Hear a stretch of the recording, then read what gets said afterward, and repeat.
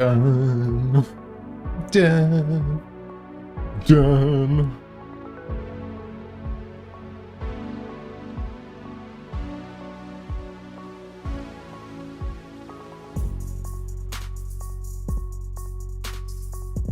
Hello. How's it going? How's it going? Welcome to today's stream. Today's stream is a Play Together stream. That is what won the 3-vote poll on the Discord. So that's what we're doing. And yes, other bird, I'm still bald. Still bald. Okay. Are you happy? Are you happy? I mean, what did you think? Do you think I was just gonna magically sprout a full head of hair overnight? It's not how it works. It's not how it works. How's everybody doing? Good? It's coming back slowly. It's not gonna come back. I've got to keep shaving it for like another 5 months at least, because it falls out and then you have to wait a few months for it to start growing back in again. So it's gonna stay like this for a while. I'm stuck with it. I'm stuck with it. Use a marker. Or so just use a Sharpie. Just fill it in with a Sharpie. Just like put some dots on my head. Problem solved, right? Problem solved. Okay. What do we I didn't plan this again as usual. I figured that we were just gonna jump on some Roblox because it's the easiest game to play. It's the easiest game for people to access. And obviously we were doing that last Sunday as well. I was with Harvey and Lumen, and we were playing whatever it was called. Something about realms, 9 realms. 9 realms of something or other. It was pretty decent actually. Wasn't bad. But I don't know what Harvey's doing. He's not here tonight, I don't think. I don't know if he'll jump on at any point. But we were kind of going through that game with him. So I don't know. I have no idea. Maybe if anybody else has any other suggestions that happen to be like preferably Roblox, because otherwise, you know, I can't like sit here and download a game while we're on stream, because that's just, you know, we're going to be waiting a while if I have to download anything. So what do you want to do? What day is it? What day is it? It's Sunday. I knew that. I knew it. So should we do that? Should we just like, I don't know. Does anybody have any ideas?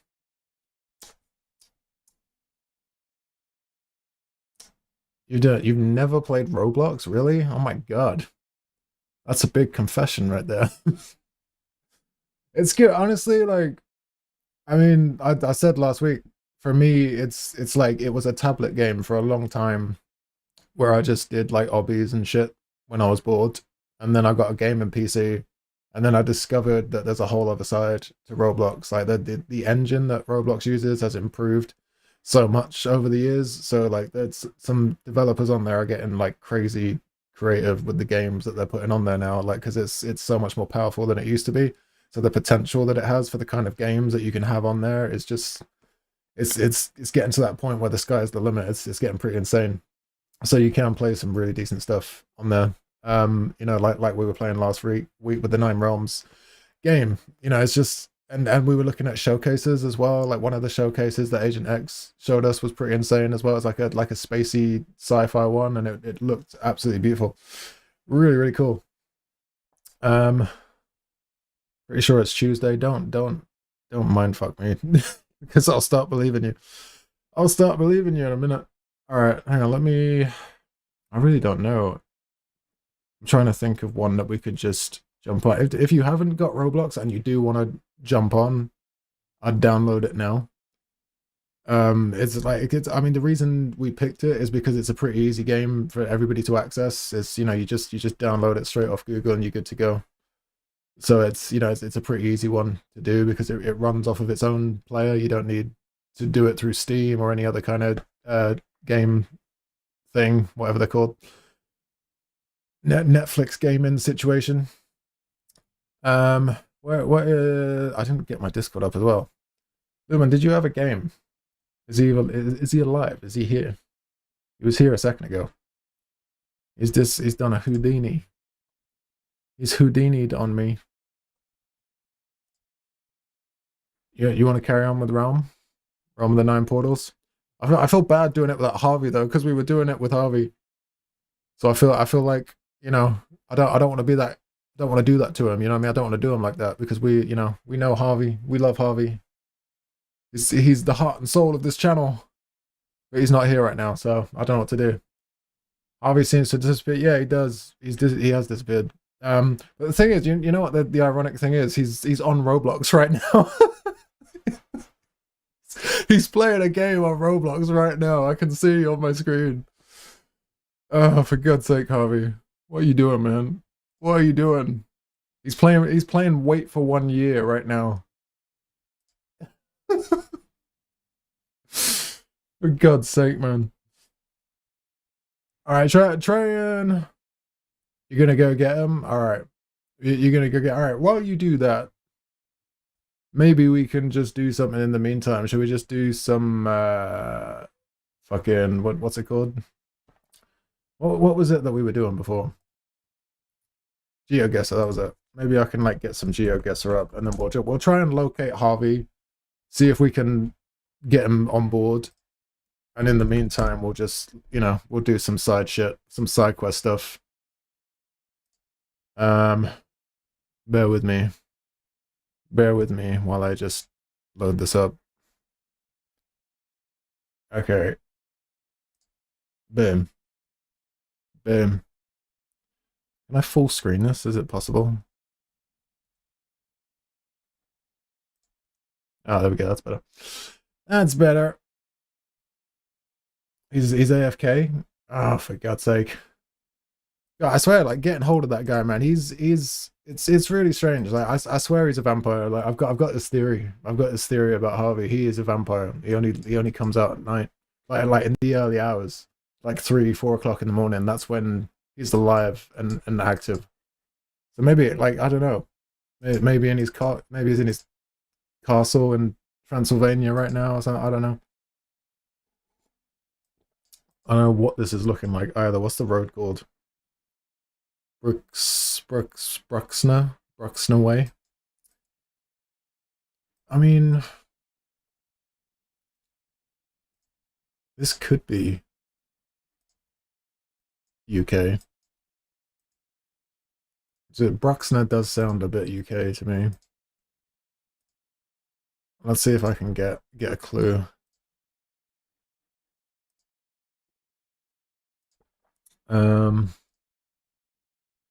There's something up here. I want to see what it is. You got to take a look at the buildings, the cars, shit like that. And there is a building coming up somewhere. Where are you? Where are you? I can see something in the distance. What is this building? I feel like the closer I get, the further away it gets. How does that work? Hmm. It's not giving me much. It's not giving me much. It's farmland. What's the mailbox looking like over here?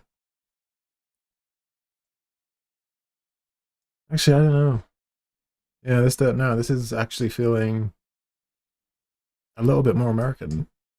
Looking at that building over there. Looks like Yugoslavia. Um, I mean, at this point, it could be because I've got no idea. I can't even guess this one right now. It could, like, right now, it could be anything. I'm trying to find like a road sign or something, just something to give me a bit of a better clue.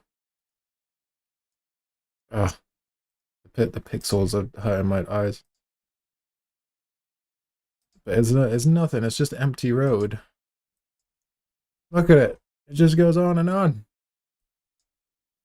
Son of a. Son of a. Looks slightly worse than temperate. Harvey's dead confirmed. You got 19k hours in Roblox game. What? 19K. There's no way. That's it. Like he would have to have lived his entire life on Roblox and then some.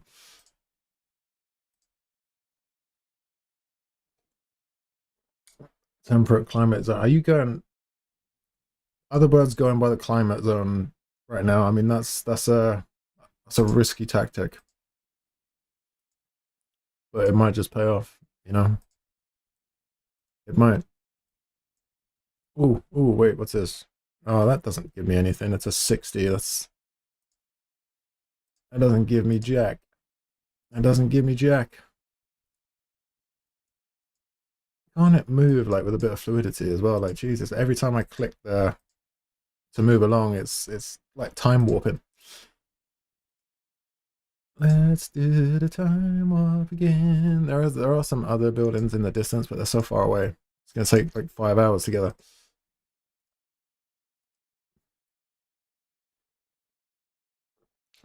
What game do I want to play? I really don't know because I'm trying to think of games you that would be good to play with other people. I'll be honest with you, I'm a loner, man. Like I don't really play games with people very often, so I don't know what what games are good to play with other people. I really don't. I have no fucking idea. Um, but and anything and I don't know anything, man. Anything that involves a group of people. Like what can you think of?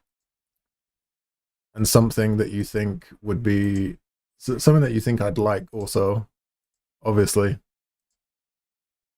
But at this point, seeing as Harvey's, we can't get hold of Harvey. You know what I mean? Reboot now, but it's got to be on Roblox. Cart ride into 17.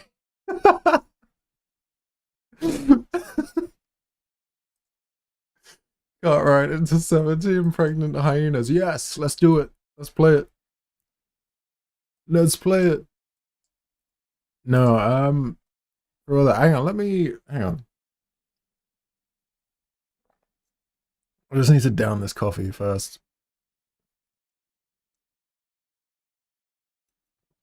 There we go. That's better.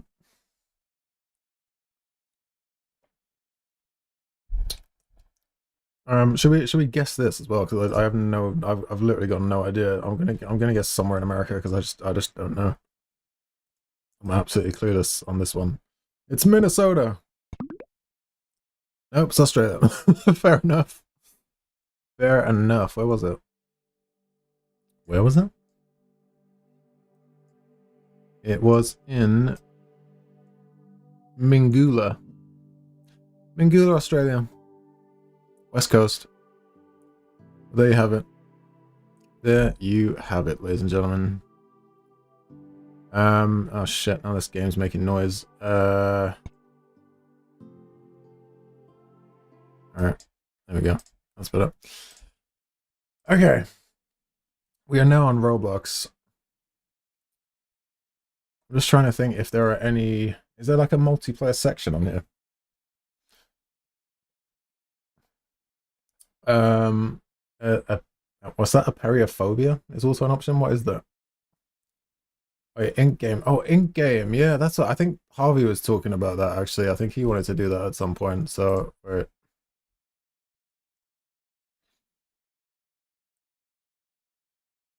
Oh, okay. So it's like a Squid Game situation. Okay. Yeah, we could do that. Why not? Okay, I'll join you. You find it. Like I say, other bird, if you want to jump in with us, create a Roblox account. If you don't, if you're happy to just chill and watch, then do that. It's up to you. Whatever you want to do. Is he on there now? Yeah. Okay.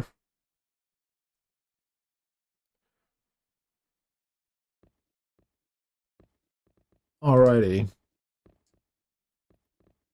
The problem with this is I'm probably gonna get killed off really quickly. Like the man, the myth, the legend has entered the arena. What's up?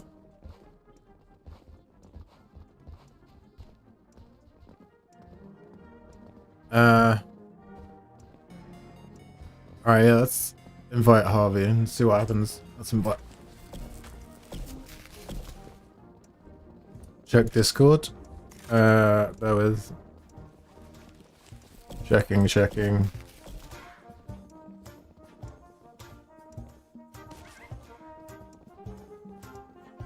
What am I looking at? Oh, you found him. Oh. Oh my god, shit. Do I need to get the game? Oh! Alright, yeah, I'm in. We're good, I think. I think I made it in. Alright, why are we getting unloaded on? What the hell has happened?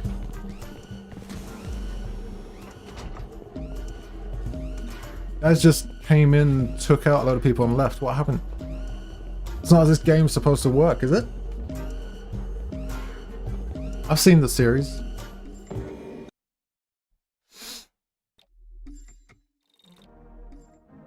Oh, lower the emotes music. Shit, a good shout. Fuck. So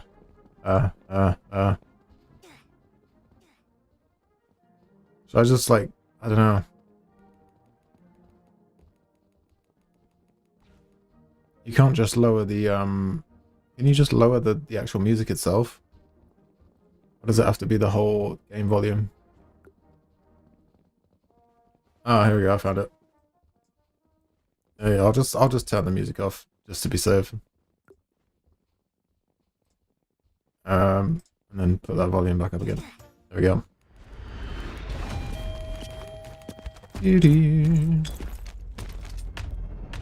Yeah, everyone's skipping it. Fuck it. We know the drill. We've seen the series. We know what happens.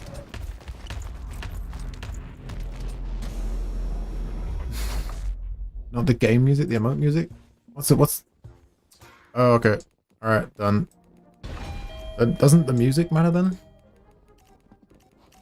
Is I could get fucked on that as well. No, my luck, I will. Alright, red light, green light is pretty standard. We know what we're doing.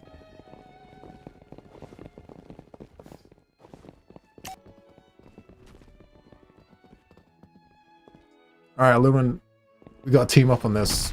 We gotta make it to the end. It's gotta be me and you in the fight to the death.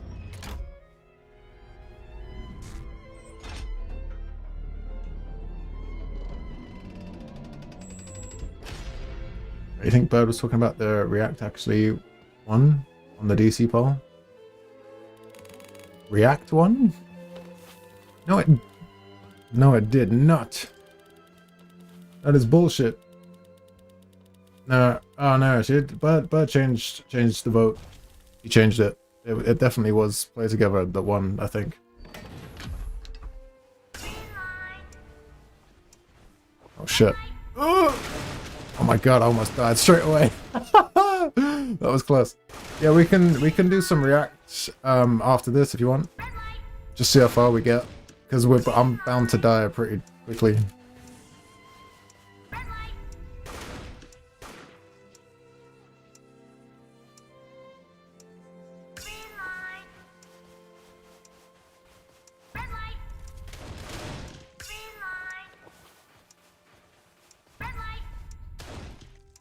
So far, so good.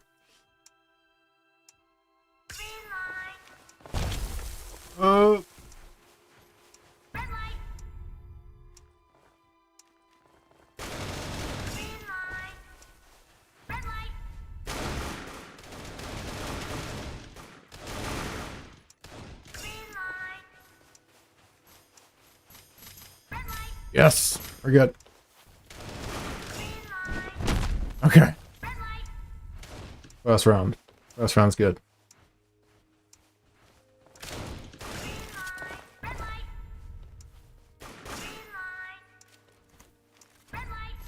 Step away from the line. That's a bit harsh, isn't it? If anybody does that, that's cold as fuck. You make it all the way over here and then someone just pushes you back in, takes you out.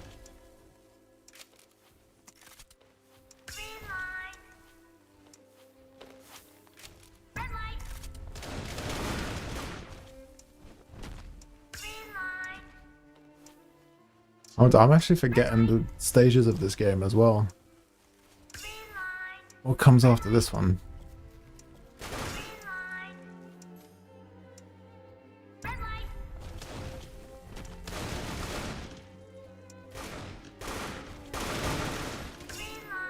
Can push us halfway through the map with a game pass. Oh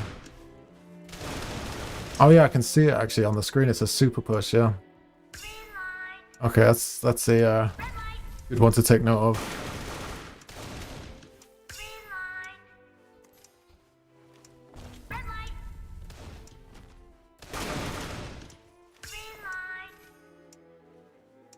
Come on, people, jeez. How much time? There's a timer, right? Oh yeah, 30 seconds. You got 30 seconds or they're all dead.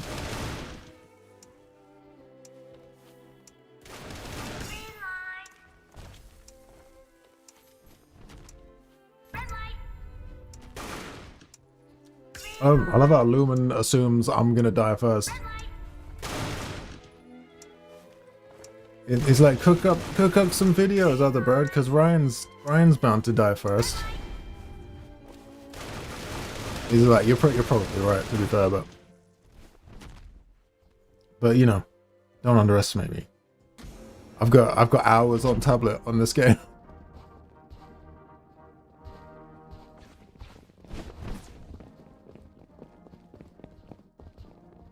He doesn't assume, he's sure. Okay. Alright. We'll see. We'll see.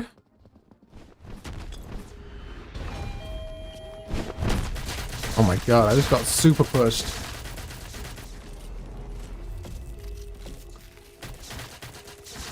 Wait, is this a legit consent? Can these guys actually kill us, or are they just firing? I don't... Yeah, see, I'm taking tips from you. I'm just gonna hide over here.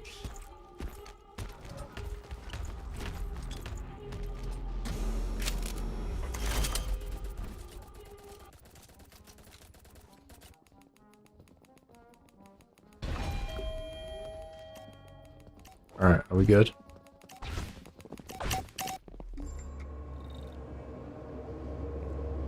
That's a bit harsh though, isn't it? Like, they're allowed to shoot you during the intervals. I feel like that's probably where most people end up going. Oh, it's doing the photo bit as well.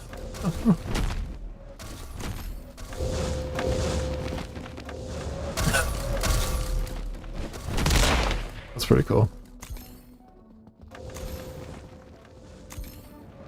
Yeah, see, this is like next level. This is a lot better than the one I played. I think I haven't played one of these since the first series came out.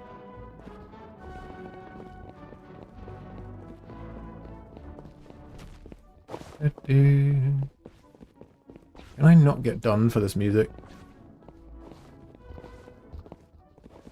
No, this is like very well-known classical music, so I feel like I'm gonna get fucked for this.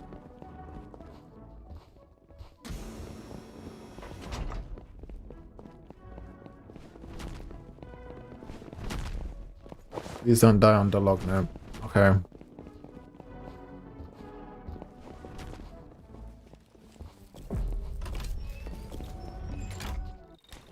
Oh, so this is the shape one. Ah, man. Okay.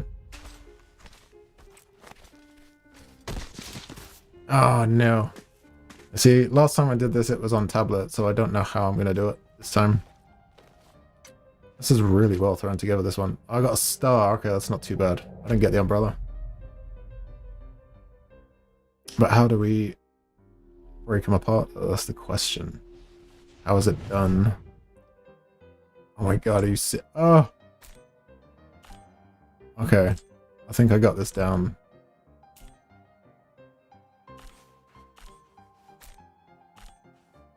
Shit. Let's take some precision right here.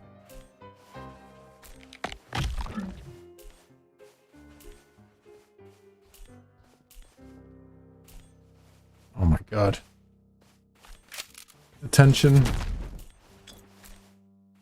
Especially because you can like hear other people getting shot around you. It's just like, that does not help the situation at all. Oh! Oh my god. Trying to cut out a star here, man.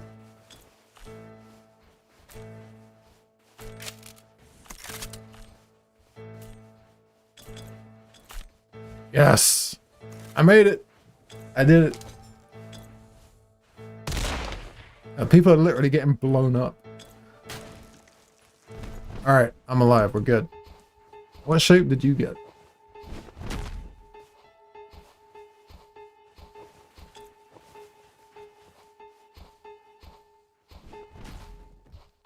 You got the triangle. Oh, okay. That's another easy one. Although I feel like they're all kind of easy when you don't actually have to do it. Shit, let's get out the way real quick. Oh no, it's lunch. Wait, where are you? I don't know where you are. Shit. I'm just gonna hide.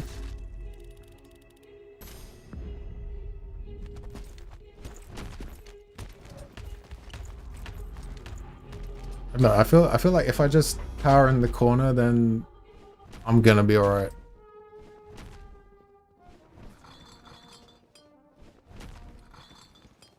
Do we actually need to get food?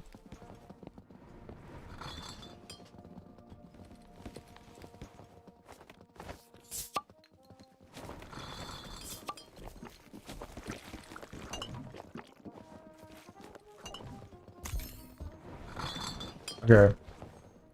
I got my shit.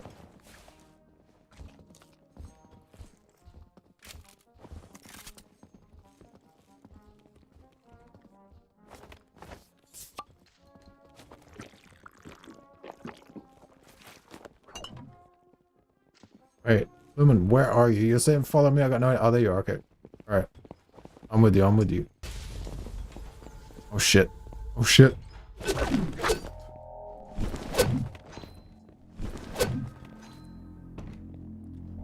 Dude, I just realized I've got a broken bottle as well. I'm ready to shank a bitch.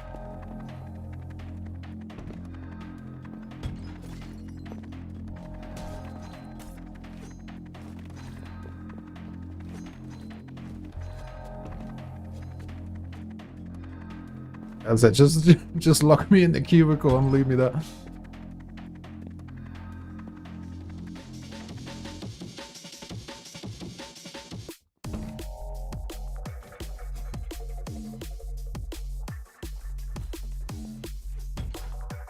Shit.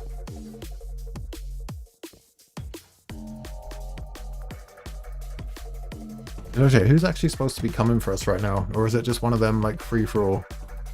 When it hits 30 seconds, we run out and kill someone for fun.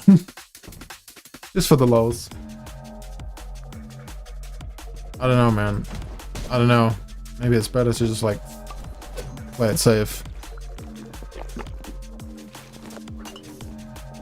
See, do you know what I'm saying? Like, I feel like our dynamics in which we approach this, like, mine is very much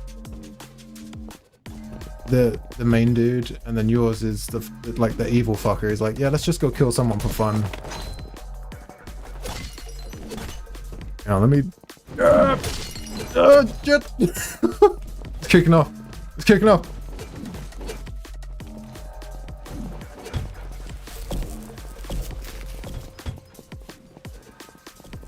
Sorry, we ain't got long. We got 10 seconds. 5 seconds. Come on. Yeah, we're good. We're good. Sweet.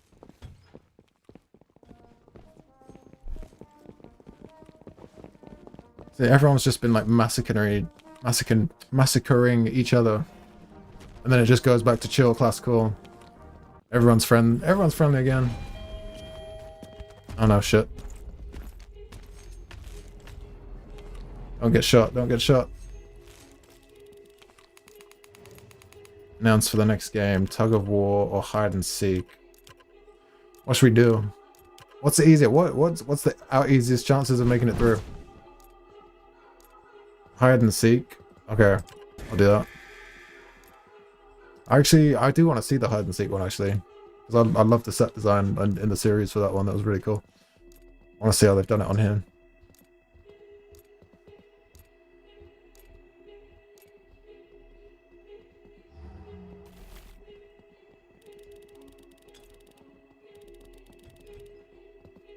Yeah, it's alright.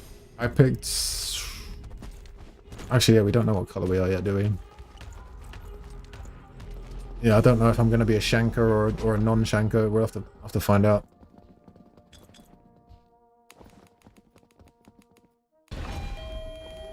Let's go.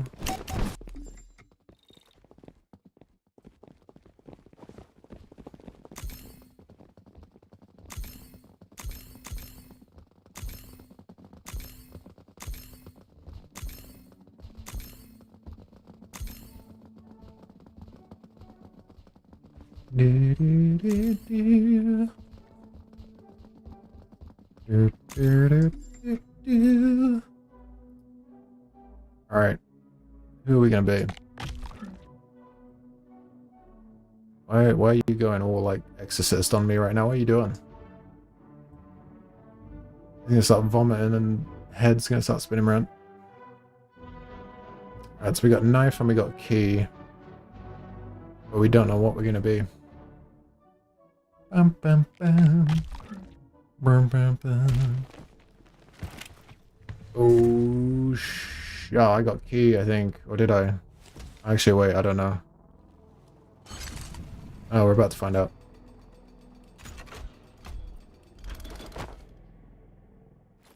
I got red. That's gonna be knife, right? Yep. Yep. I'm a Shanker. I'm a Shanker. Right, you got red as well? Oh, okay, so we're both Shankers, right.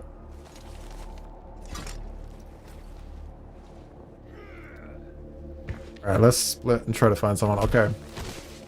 Oh, yeah, because you have to kill someone, don't you? That's like that's the rule. Gotta take someone out.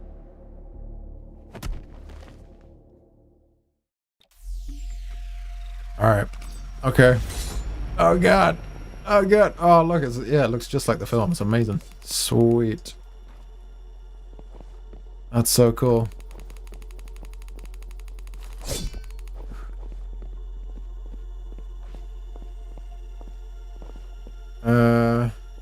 Come on, where are you? Where are you, peoples?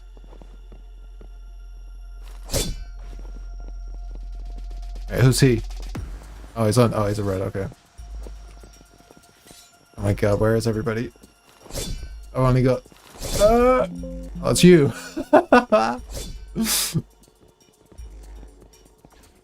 Oh shit.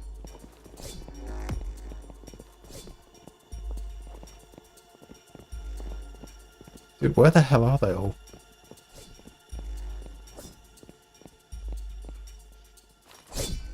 Can't get in the doors, can we? Unless they've unlocked them, but...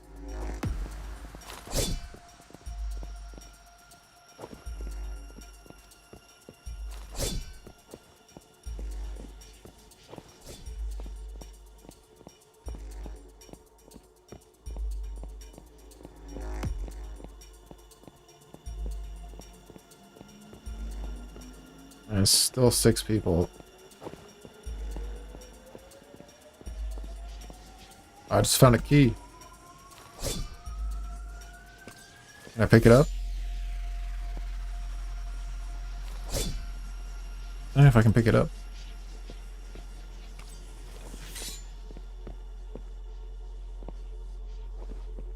Wait, they escaped? Oh, no way. Wait, I found someone! Yes! Alright! Alright! Oh shit! Come on, come here. Come here. Oh my god, these guys can run, dude. What the hell? Oh, they do leave a blood trail, though.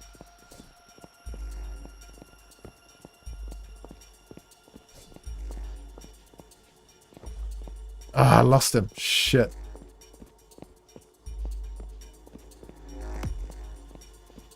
Oh no, I found him.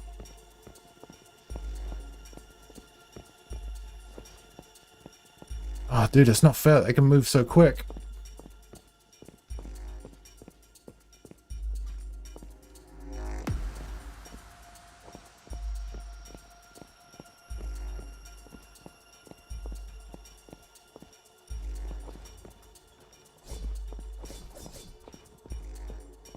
Yeah, I think I'm screwed.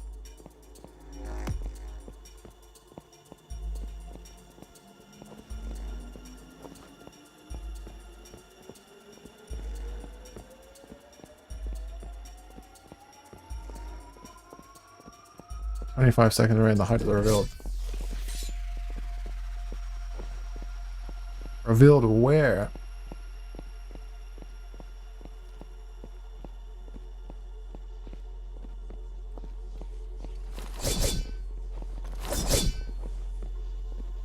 Yeah, we're done. We're done. Yeah, man. Dude, I found a guy, but they run so fast. It's crazy. There's no catching them. There's no catching them.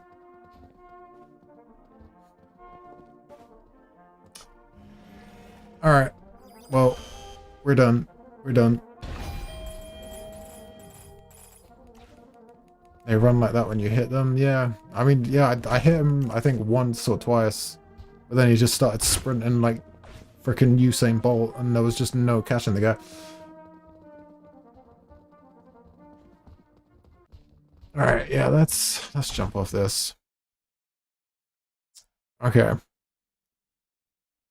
Okay. So, did you have anything to react to? Because I don't know if anyone put anything in Discord. I think I don't know what happened to Otherbird. Is Otherbird still here?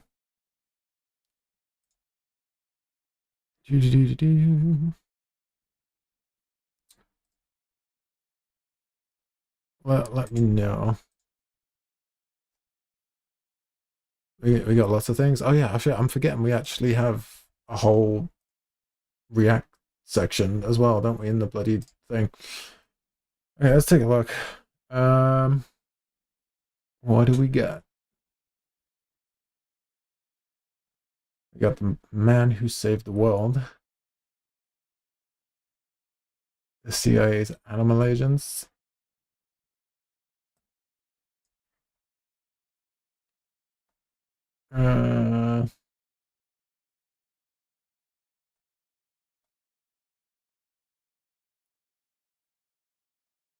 Dude, I kind of want to watch the man who saved the world. What is this?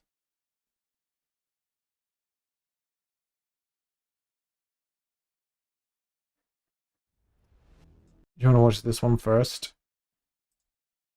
And then maybe do some Tulpa afterwards. How long is the Tulpa one, actually?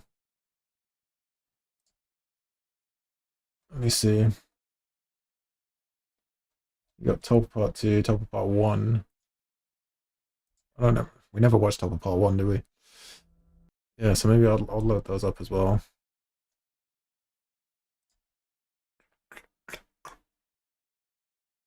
So they're ready to go.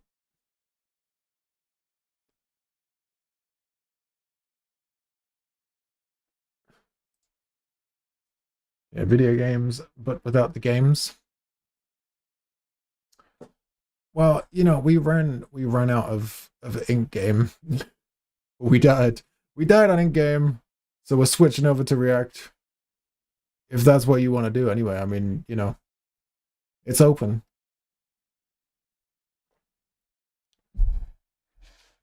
All right, we're gonna jump on to the man who saved the world, because I want to know how he saved the world. Soviet spy satellite Cosmos 1382 detects the launch of a nuclear missile. Location near a US missile base in Montana. Threat assessment, maximum probability. The emergency protocol is clear. Relay the alarm to Central Command without delay. A counterattack must be initiated immediately. Thousands of Soviet nuclear warheads stand ready for launch, and so do the American missiles. Many carry over 50 times the explosive power of Fat Man, the atomic bomb dropped on Nagasaki. More than enough to wipe out humanity. The logic of the Cold War: mutually assured destruction. Whoever fires first dies second. The man responsible for making one of the most important calls in history is Soviet Lieutenant Colonel Butterfly effect? I had a feeling it was going to be something to do with Russia. It had to be. His report could trigger World War III, and with it, the end of civilization. Wait, why am I getting this down here as well? Can you see this? I've never seen this before, but it's like, what is it? Naming sources for everything that's coming up in the video. Sorry to like pause it for a second, but what the fuck is that? I've never seen it before. I don't know if there's anything I can do about that, but oh, it's the chapters. Oh, A minibus is speeding along a remote forest road somewhere south of Moscow. Stanislav Petrov is on his way to work. Tonight, he's filling in for a colleague on the night shift. About 10 minutes in, the minibus pulls up to a military checkpoint. A plain metal plaque by the gate reads, Center for the Observation of Celestial Bodies. Officially, this place doesn't exist. It's not marked on any map. Tall white concrete walls shut it off from the outside world. Here, in the Serpukhov 15 bunker, Petrov is about to begin his shift. He's the shift commander for the Soviet Union's early warning system, OKO. His job is to trigger the alarm if the system detects a nuclear strike. Today, around 80 employees are under his command. 4 quiet, uneventful hours pass. But at 12:15 a.m., the alarm goes off. enjoy that cake, man. Dude, send me a slice. Oh, you can't stop talking about It cake. happens during one of the most dangerous periods of the Cold War. Since the late 1970s, tensions have been rising in a new spiral of escalation. Since 1977, the Soviet Union deploys new medium-range ballistic missiles in Ukraine and Belarus. In response, the West introduces the so-called NATO double-track decision. Starting in 1983, similar missiles will be stationed across Europe. These new missiles can independently lock onto their targets. A few weeks after the NATO decision, Soviet troops roll into Afghanistan. The Soviet Union wants to prevent the collapse of a communist regime that has seized power in a military coup along its southern border. The invasion sparks outrage in the West. In response, the West begins backing Islamist insurgents. In 1981, newly elected US President Ronald Reagan unveils an aggressive rearmament plan. He even orders an assessment of whether the United States could win a nuclear war. Soviet leader Yuri Andropov becomes convinced that NATO is preparing a surprise attack. To catch it early, he launches Operation Ryan, the largest intelligence mission in Soviet history. Operation Me. KGB agents are ordered to watch for any sign of a looming nuclear strike. That includes tracking things like sudden spikes in blood donations or an increase of official political visits. That's how Andropov learns about Able Archer, planned for the fall of 1983. Able Archer is designed to be the NATO's largest and most realistic nuclear war exercise. It will simulate a full-scale nuclear conflict at the highest alert level. The exercise will also include large-scale troop movements. Andropov fears it could be a smokescreen for a real strike. In March 1983, Reagan famously calls the Soviet Union an evil empire. Let us be aware that while they preach the supremacy of the state, declare its omnipotence over individual man, and predict its eventual domination of all peoples on the earth, they are the focus of evil in the modern world. By this point, dialogue between the two superpowers has all but collapsed. Public fear of nuclear war grows by the day. Millions around the world take to the streets to protest the arms race. The spiral of escalation reaches a temporary peak just 4 weeks before the incident at Serpukhov 15 bunker.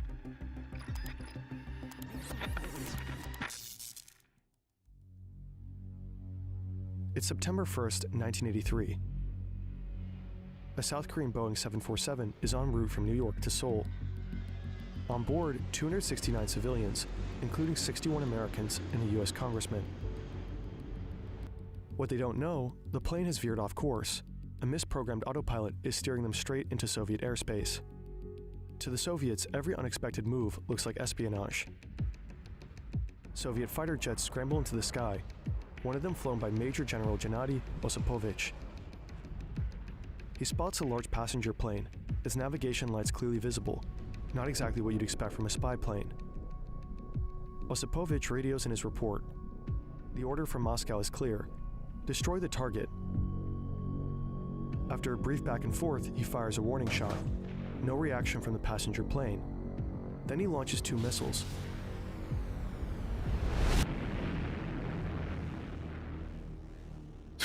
And just All blows it to 269 people smithereens. on board are killed. At first, the Soviet Union denies any responsibility. 5 days later, they admit the attack, claiming they genuinely believe the plane was on a spy mission. The United States quickly turns the tragedy into a powerful propaganda weapon.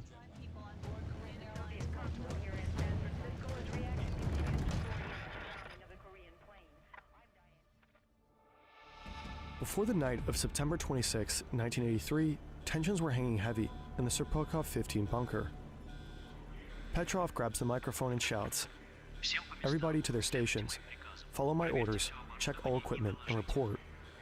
He's repeated these words countless times in training. Before being trusted with his role, he had to memorize every detail, including exactly what to say in a moment like this. During basic training, Petrov was drilled for nuclear war. He stood in shielded chambers, handled radioactive material, and practiced emergency protocols for a full-scale atomic strike. But Petrov isn't the kind to just blindly follow orders. He's not a typical soldier. He's a scientist and engineer first. Years later, Petrov faces a decision no training could prepare him for. It's not a moment for quick reaction, it's one for smart analysis. Clear thinking under pressure isn't luck, it comes from understanding how systems behave. Brilliant can help you develop these abilities. Through interactive lessons in various science subjects, Brilliant teaches you to solve complex problems step by step. Take a course exploring data visually, for example, Soviet's military's top system analyst. He was honored with several awards for his work. They're getting like so damn sly with the way they'd slip ads into videos. Of master specialist in the Air Force. Petrov isn't allowed to speak about his work though, not to his wife, Raisa, or their 2 children, Dmitry and Yelena. Though they live just minutes away from the bunker, they have no idea what he does here, or how critical his decision will be that day. But right now, none of that is on Petrov's mind. Not his family, not even the stakes. He's thinking about teaspoons. Nobody uses a teaspoon to slowly fill a bucket, he mumbles. Why would the Americans launch just one missile? The Americans have repeatedly threatened with a massive first strike, hundreds, even thousands of missiles, all designed to hit the enemy at the same time. Petrov orders his team to run a series of checks on the computer systems. Everything is working perfectly, but the cameras show no visual confirmation of a missile launch. 2 minutes later, Petrov finally makes his call. He reports back to the headquarters. Probably a false alarm. Moments later, the sirens wail again. This time the system shows a second missile, then a third, a fourth, a fifth. The alert level jumps from launch to missile attack.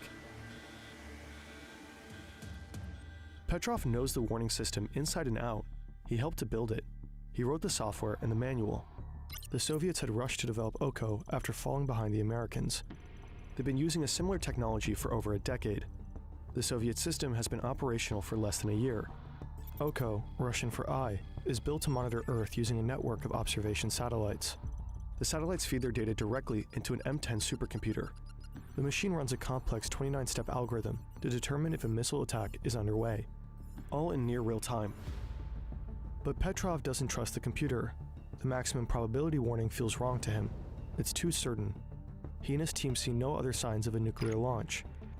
He thinks to himself, we built the systems, we should be smarter than the machines.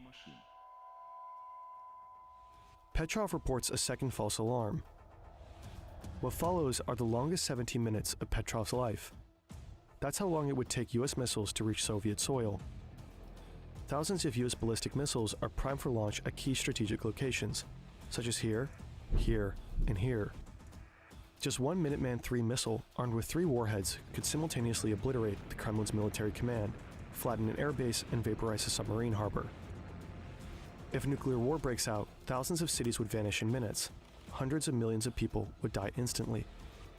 Most survivors would be left to face a slow, agonizing death from radiation. Assuming this is like is not certain he made the right call. Some big mistake, the odds right? of a real attack at 50-50. When Petrov hangs up the phone, his colleagues stare at him in disbelief. He's just broken protocol, without a shred of proof that the warning system was wrong. A storm of questions must be racing through Petrov's mind. What if I am wrong, and missiles really are on their way?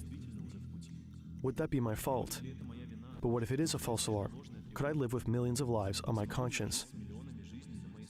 In the end, Petrov relies on only one thing: Of course. his instincts. He refuses to be the man who starts World War III.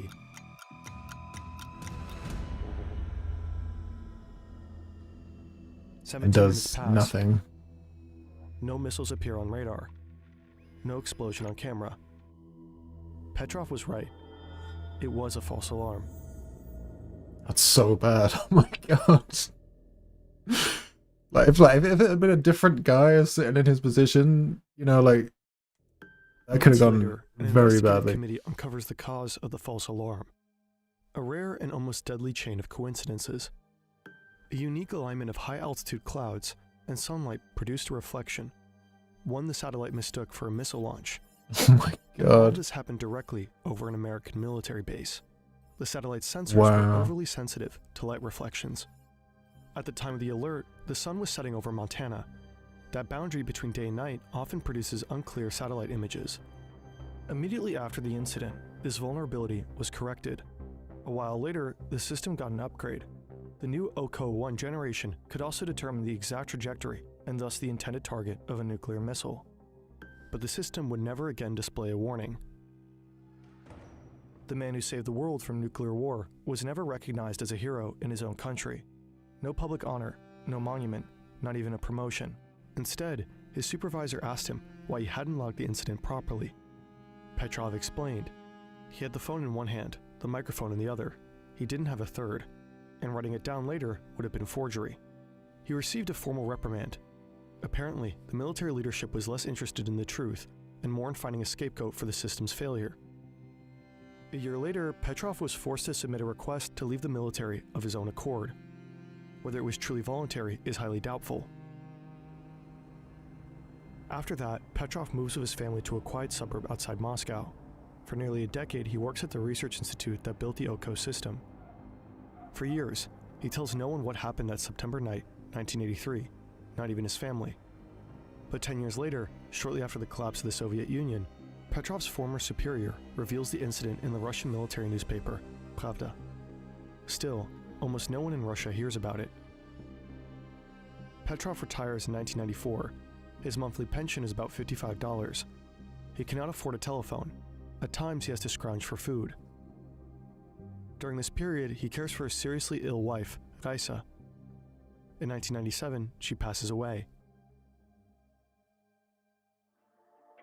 A year later, a man in Germany called Karl Schumacher reads an article in a German newspaper about the lonely, destitute Petrov. Deeply moved, he flies to Russia and invites Petrov to Germany. After the turn of the millennium, Petrov's story, at last, reaches an international audience. He is celebrated in the West for his quiet act of courage. At the United Nations, he is honored with the World Citizen Award. Other awards soon follow. More than 200 journalists from around the world come to visit him. Petrov often says he doesn't want to be seen as a hero. He was just doing his job and fulfilling his duty. But he also adds, "The world can be glad that I was in command that night, and not some blindly obedient military man." In 2014, Petrov's story is told in a documentary. The film opens with him hurriedly hiding a bottle of beer under the couch, just before the journalists arrive. He's portrayed as a foul-mouthed, temperamental alcoholic. Many scenes are clearly staged.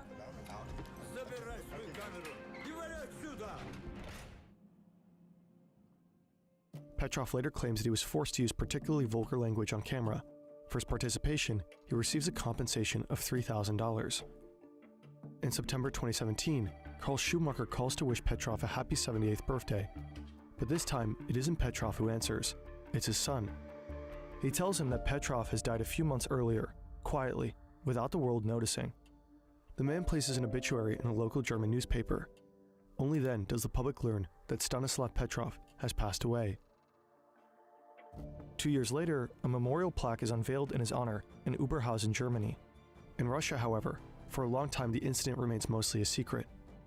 Not even Petrov's gravestone mentions what he did, no acknowledgement of his actions.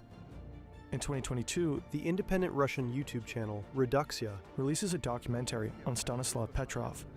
For many Russians, it's the first time they hear his story. Feel free to check it out.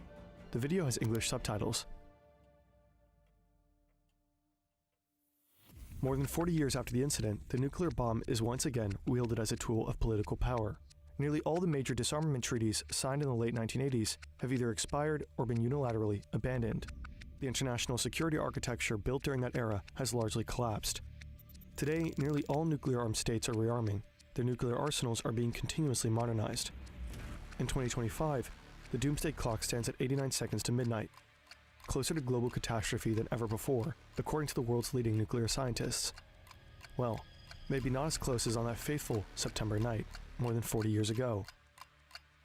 Until his death, Petrov warned that humanity's greatest danger is its own fallibility. One way or another, you always need a person to order a launch of one of these weapons, and a person can always make a mistake.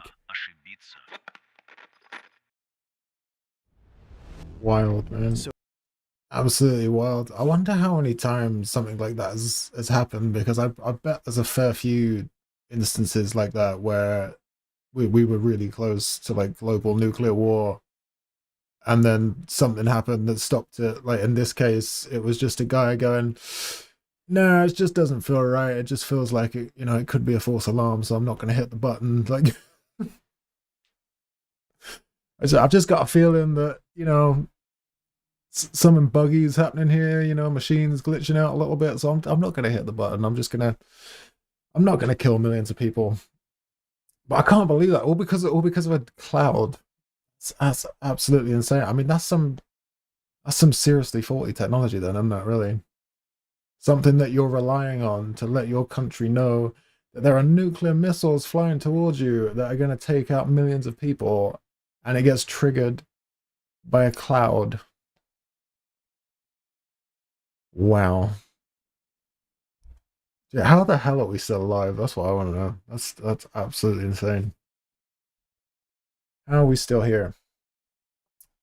You want to translate? Wait, was it in German, that memorial?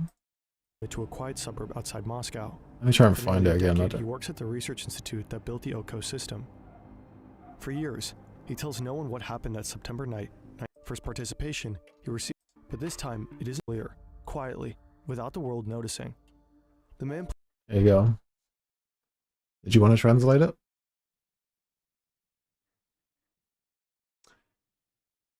I mean, it's gibberish to me, unfortunately. But then again, I don't speak German, so it would be.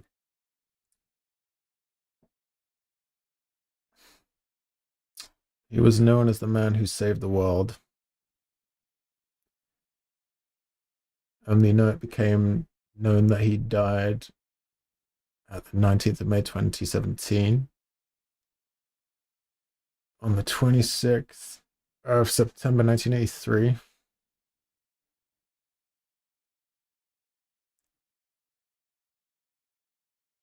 The computers of the Soviet missile warning system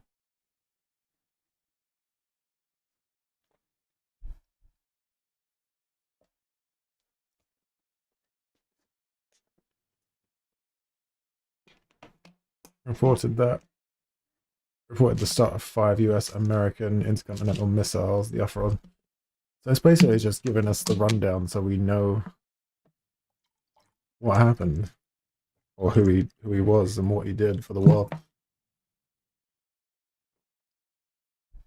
The officer on duty, Stanclaw Patrao, decided against the the computer thingies. He decided against the computer thingies. Just on a hunch.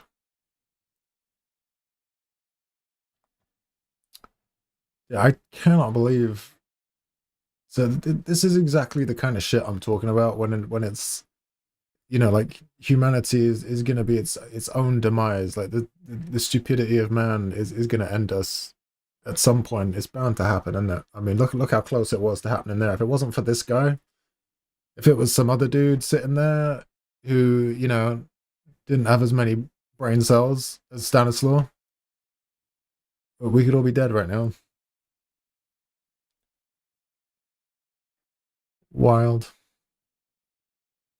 It reminds me also of when they had that alert in Hawaii, when they said that there was supposed to be I think nuclear missiles coming for Hawaii, like, and it was because somebody triggered the alarm system by mistake. Apparently, I mean, so they say anyway. That was their like the official story that they came out with. Is like, oh yeah, whoops, we hit the button by accident. Sorry about that, and it triggered the phones of everybody in Hawaii. Gave an emergency alert pop up on their phones saying you're gonna die, basically. And people were panicking. They were rushing around saying goodbye to their families and everything, all because someone just hit a button by mistake. Oh God, who do we have in these positions?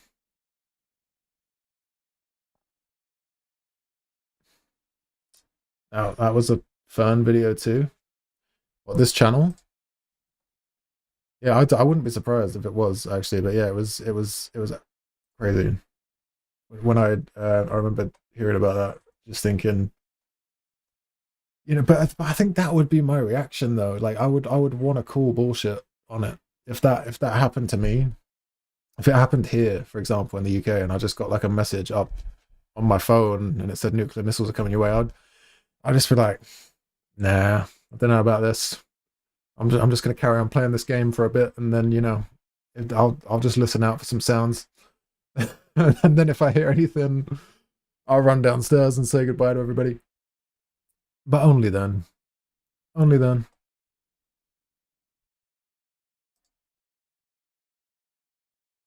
Uh, sorry, I was just checking the Discord, I think, because you put something in there.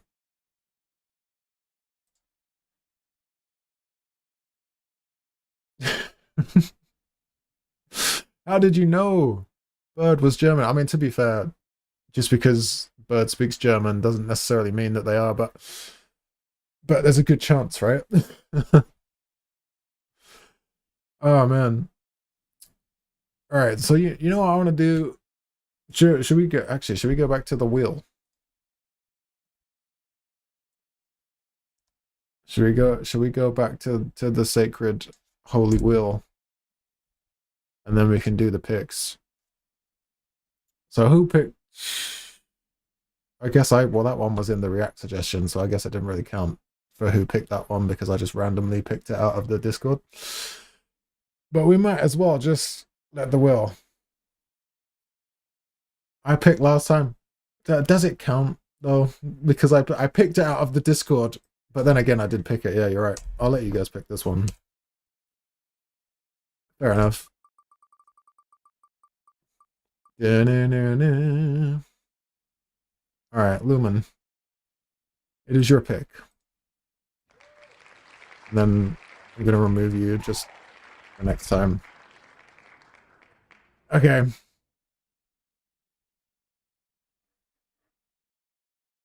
I've already got it in the. Oh, you want to watch the Tulpa? Okay. So we got Tulpa Part 1, Tulpa Part 2. I have no idea what this is, but let's check it out. Courtesy of Lumen. Last year, I spent 6 months participating in what I was told was a psychological experiment. I found an ad in my local paper looking for imaginative people looking to make good money. And since it was the only ad that week that I was remotely qualified for, I gave them a call and we arranged an interview. They told me that all I would have to do is stay in a room alone with sensors attached to my head to read my brain activity, and while I was there, I would visualize a double of myself. They called it my tulpa. It seemed easy enough, and I agreed to do it as soon as they told me how much I would be paid. And the next day, I began. They brought me to a simple room and gave me a bed, then attached sensors to my head and hooked them into a little black box on the table beside me. They talked me through the process of visualizing my double again and explained that if I got bored or restless, instead of moving around, I should visualize my double moving around or try to interact with him, and so on. The idea was to keep him with me the entire time I was in the room. I had trouble with it for the first few days. It was more controlled than any sort of daydreaming I'd done before. I'd imagine my double for a few minutes, then grow distracted. But by the fourth day, I could manage to keep him present for the entire 6 hours. They told me I was doing very well. The second week, they gave me a different room with wall-mounted speakers. They told me they wanted to see if I could still keep the tulpa with me in spite of distracting stimuli. The music was discordant, ugly, and unsettling, and it made the process a little more difficult, but I managed nonetheless. The next week, they played even more unsettling music, punctuated with shrieks, feedback loops, and what sounded like an old-school modem dialing up, and guttural voices speaking some foreign language. I just laughed it off. I was a pro by then. After about a month, I started to get bored. To liven things up, I started interacting with my doppelganger. We'd have conversations, or play rock, paper, scissors, or I'd imagine him juggling, or breakdancing, or whatever caught my fancy. I asked my researchers if my foolishness would adversely affect the study, but they encouraged me. So we played and communicated, and that was fun for a while. And then it got a little strange. I was telling him about my first date one day, and he corrected me. I'd said my date was wearing a yellow top, and he told me it was a green one. I thought about it for a second and realized he was right. It creeped me out, and after my shift that day, I talked to the researchers about it. You're using the thought form to access your subconscious, they explained. You knew on some level that you were wrong, and you subconsciously corrected yourself. What had been creepy was suddenly cool. I was talking to my subconscious. It took some practice, but I found that I could question my tulpa and access all sorts of memories. I could make it quote whole pages of books I'd read once, years before, or things I was taught and immediately forgot in high school. It was awesome. That was around the time I started calling up my double outside of the research center. Not often at first, but I was so used to imagining him by now that it almost seemed odd to not see him. So whenever I was bored, I'd visualize my double. Eventually, I started doing it almost all the time. It was amusing to take him along like an invisible friend. I imagined him when I was hanging out with friends or visiting my mom. I even brought him along on a date once. I didn't need to speak aloud to him, so I was able to carry out conversations with him and no one was the wiser. I know that sounds strange, but it was fun. Not only was he a walking repository of everything I knew and everything I had forgotten, but he also seemed more in touch with me than I did at times. He had an uncanny grasp of the minutiae of body language that I didn't even realize I was picking up on. For example, I thought the date I brought him along on was going badly, but he pointed out how she was laughing a little too hard at my jokes and leaning towards me as I spoke, and a bunch of other subtle clues I wasn't consciously picking up on. I listened, and let's just say that date went very well. By the time I'd been at the research center for 4 months, he was with me constantly. The researchers approached me one day after my shift and asked me if I'd stopped visualizing him. I denied it. Not exactly. He seemed pleased. I silently asked my double if he knew what prompted that, but he just shrugged it off. So did I. I withdrew a little from the world at that point. I was having trouble relating to people.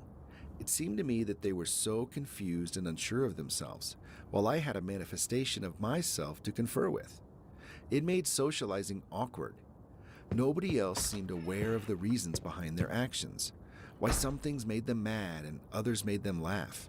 They didn't know what moved them, but I did, or at least I could ask myself and get an answer.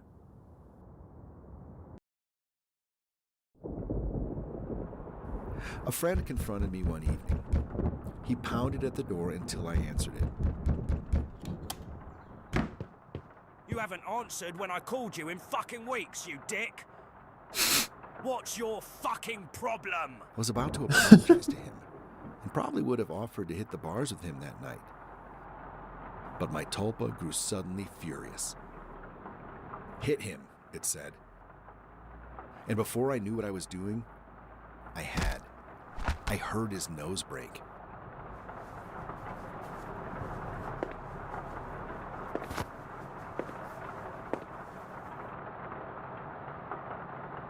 He fell to the floor and came up swinging, and we beat each other up and down my apartment. I was more furious than I have ever been, and I was not merciful. I knocked him to the ground and gave him 2 savage kicks to the ribs. And that was when he fled, hunched over and sobbing.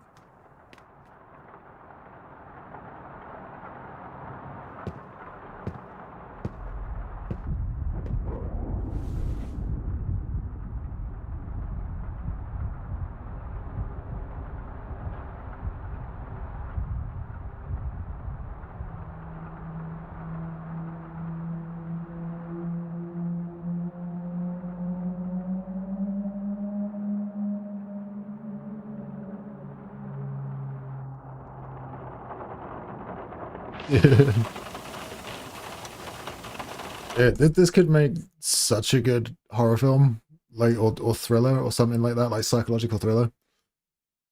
It needs to be. I want to see it. Like I want to see like a live action version of this. It could be so amazing. You know, there's so much potential there for story. That's really cool. It's a really cool concept. I like it.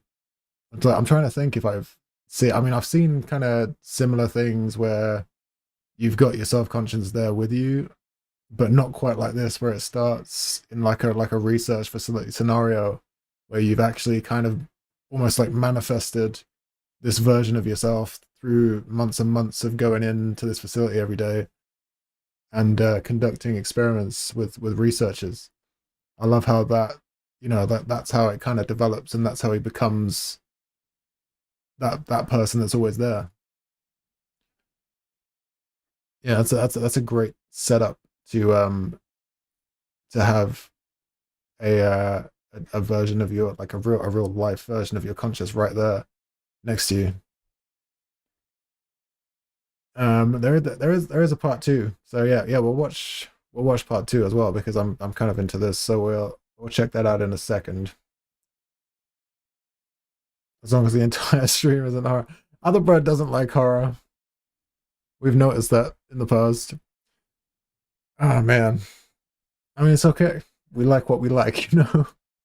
I do like a bit, but I get what you're saying. Like it's nice to have a mixture, so we're just not watching the same shit all the time, you know what I mean? Oh, you do like horror. Alright, fair enough. Oh, you don't like filling yourself with it. Oh, so you like it in kind of dribs and drabs. Yeah, that's fair enough. That's fair enough. Alright, we'll do this. We'll do part 2. So I just want to see how dark this gets, because it's definitely going that way. I'm not.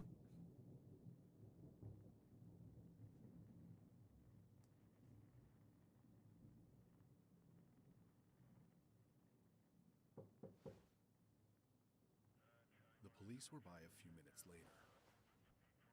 Sorry. Volume. But I told them that he had been the instigator, and since he wasn't around to refute me, Alright, how loud do you want it? Do you want it they let me off with a warning. like that loud? Is that good? I mean, that's full. Can't get any louder than that. Topo Although I was can grinning the entire time. I can turn it up a bit on OBS as well if you want. No, that's perfect. Okay.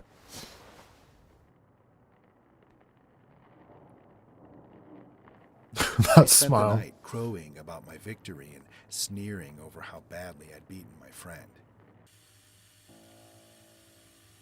So he's It like wasn't until the next morning, slowly becoming when a I was psycho. checking out my black eye in the mirror, that I remembered what had set me off. My double was the one who'd grown furious, not me. I'd been feeling guilty and a little ashamed, but he'd goaded me into a vicious fight with a concerned friend. He was present, of course, and knew my thoughts. You don't need him anymore. You don't need anyone else, he told me, and I felt my skin crawl. You have I me. explained all this to the researchers who employed me. I'm They all you just need. laughed it off. You can't be scared of something that you're imagining, one told me. My double stood beside him and nodded his head, then smirked at me. I tried to take their words to heart, but over the next few days, I found myself growing more and more anxious around my tulpa, and it seemed that he was changing. He looked taller and more menacing. His eyes twinkled with mischief, and I saw malice in his constant smile. No job was worth losing my mind over, I decided. If he was out of control, I'd put him down. I was so used to him at this point that visualizing him was an automatic process, so I started trying my damnedest to not visualize him. It took a few days, but it started to work somewhat. I could get rid of him for hours at a time.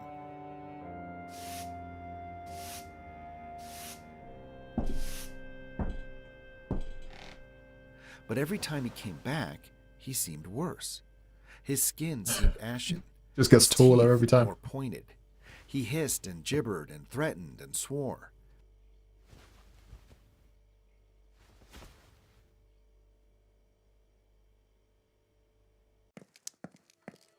The discordant music I'd been listening to for months seemed to accompany him everywhere.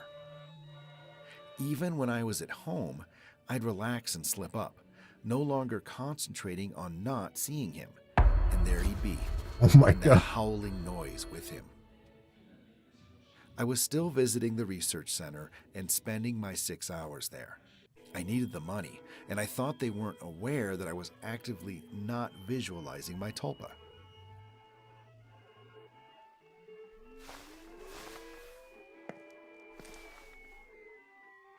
I was wrong.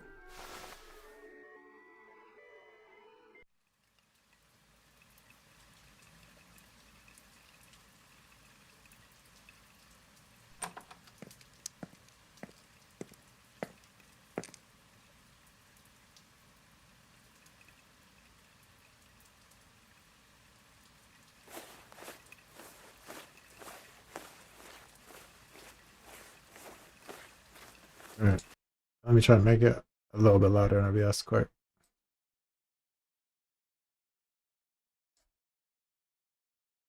Is that any better?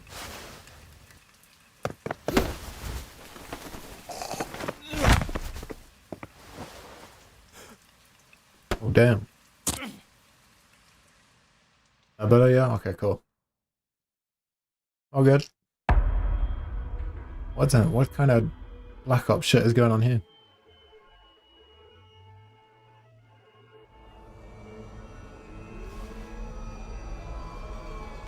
I woke up from my stupor back in the room, strapped into the bed, music blaring, with my doppelganger standing over me, cackling.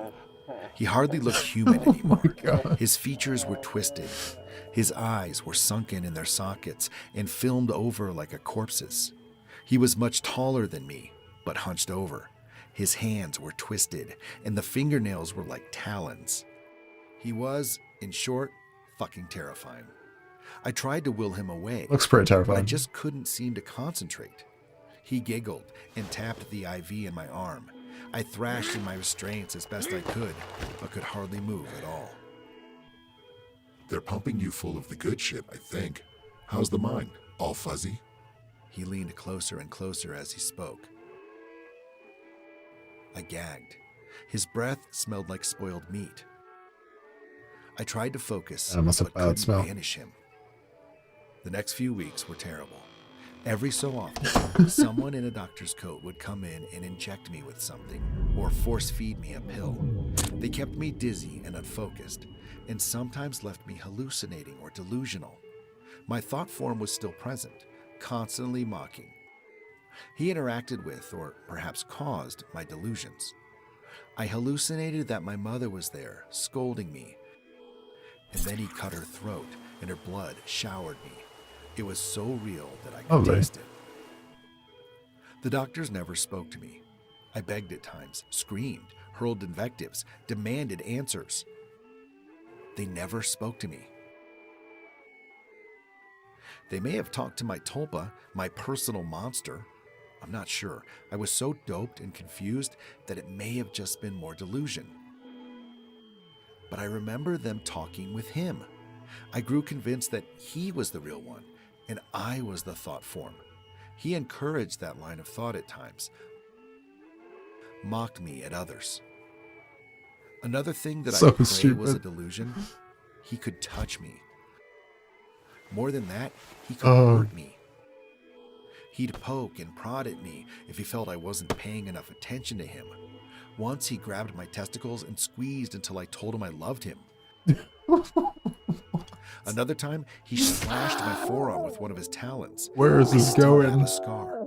Most days, I can convince myself that I injured myself and just hallucinated that he was responsible. Might have to make this stream Most NSFW in a minute. Then, one This isn't day, looking good. while he was telling me a story about how he was going to gut everyone I loved, starting with my sister, he paused. Half-Life 2 Rebel for a mother. querulous Yeah. look crossed his face, and he reached out and touched my head, like my mother used to when I was feverish. He stayed still for a long moment and then smiled. All thoughts are creative. He told me. Then he walked out the door.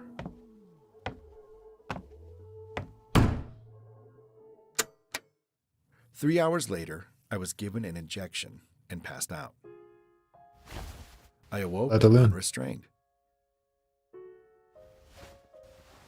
Shaking, I made my way to the door and found it unlocked. I It's the walked most out to the empty relaxing hallway. piano piece ever.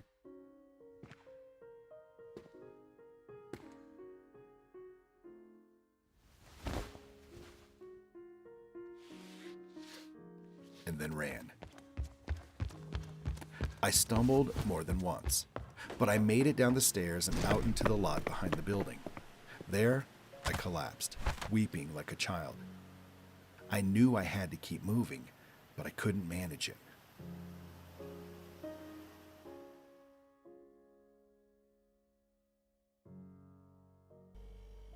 I got home eventually. I don't remember how. I locked the door and shoved a dresser against it, took a long shower, and slept for a day and a half. Nobody came for me in the night, and nobody came the next day, or the one after that. It was over. I'd spent a week locked in that room, but it had felt like a century. I'd withdrawn so much from my life beforehand that nobody had even known I was missing. The police didn't find anything. The research center was empty when they searched it. The paper trail fell apart. The names I'd given them were aliases. Even the money I'd received was apparently untraceable. I recovered as much as one can. I don't leave the house much, and I have panic attacks when I do. I cry a lot. I don't sleep much, and my nightmares are terrible. It's over, I tell myself. I survived. I used the concentration those bastards taught me to convince myself. It works, sometimes. Not today, though. 3 days ago, I got a phone call from my mother. There's been a tragedy. My sister's the latest victim in a spree of killings, the police say. The perpetrator mugs his victims, then guts them. The funeral was this afternoon. It was as lovely a service as a funeral can be, I suppose. I was a little distracted, though. All I could hear was music coming from somewhere distant.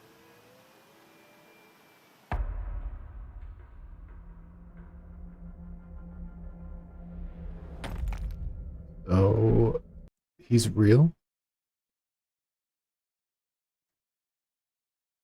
I know, I feel like there's a part 3 coming for that one. I don't know. Is it supposed to be? Yeah, this was only 1 day ago.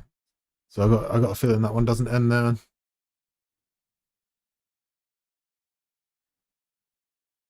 But yeah. I mean, great storytelling. It's definitely creepypasta, and yeah, because it says in the description the story is on creepypasta. It was definitely hitting like that kind of thing.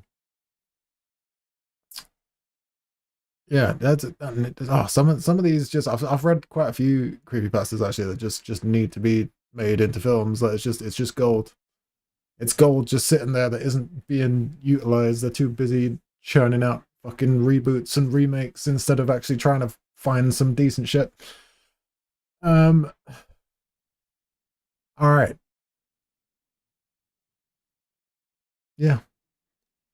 Sorry, my mind, I just kind of I've gone into like a spacey zone where I'm just thinking about the possibility of this gangly motherfucker just walking around slitting people's throats. Nice image. Thanks, Lumen. Thanks for that. Appreciate it.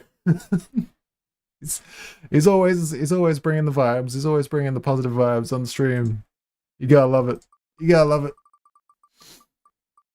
Oh.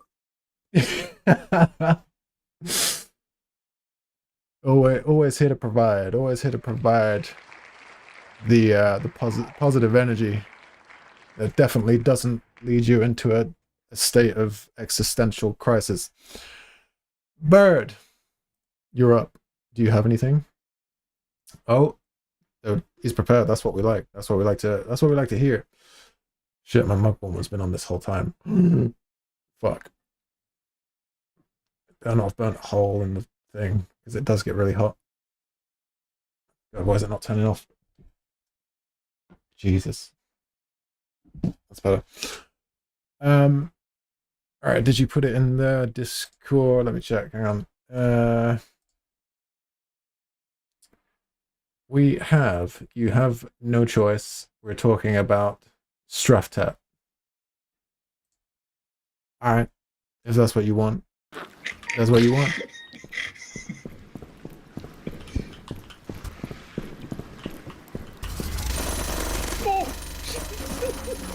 This is a game called Straftat. I wasn't ready for that. It is a 1v1 shooter. I know what you're thinking right now. You're probably thinking, what's that like? Why is it like? Ooh.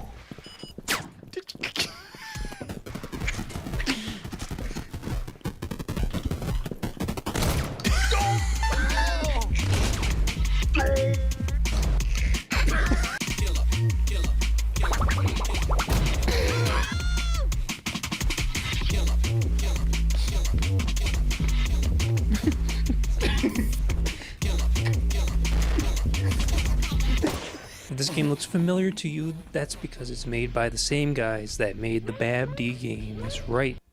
The Lemaitre Bros. The Damn it, that would have been sick. That's a freaking statue. It's got like an old school like Counter-Strike source sort of feel to it. To me. So Straftat is German according to the translators. And what it means is either crime, offense, or criminal offense. What does it mean, Bird? Only you know officially.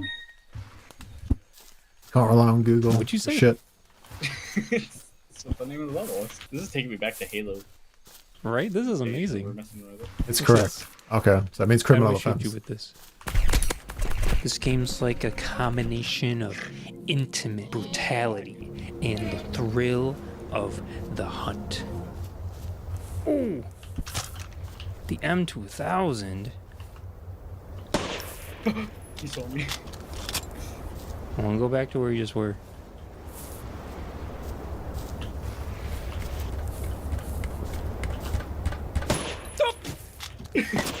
Oh, come on. Sword. Uh-oh. Gotcha. Every match, it's just you and another person, and you just gotta fend for yourselves. You gotta figure out where the weapons are on the map. If it's a map you never played before, you better get ready, because your opponent doesn't know what's going on either, and the round's over just like that. Oh my god. Oh! Dude, that was sick. Oh, I gotta get it! Yeah. Oh, are we standing directly across from each other? Yeah. How do I get out of here? Did you leave, you coward?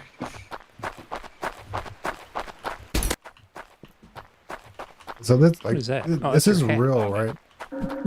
Is this a real The game? rounds are so damn fast that I can genuinely say I am exhausted after every round. There's rounds, and then there's games, and the games contain the rounds. You can set the amount of rounds per game, and I feel like none of that is important because you just want to keep going. Yeah.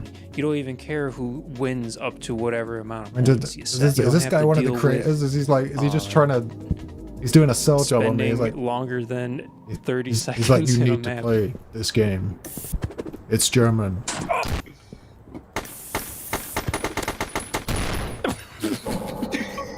Dude, that blast is huge.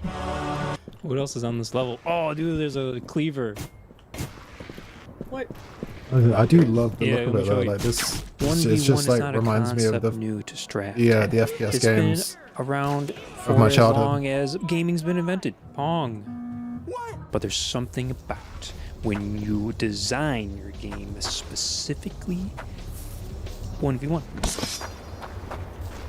So it's only 1v1. Definitely makes it creepier, I think, when you play 1v1.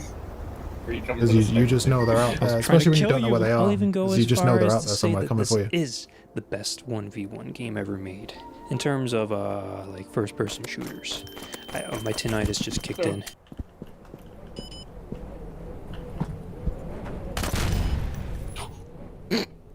No.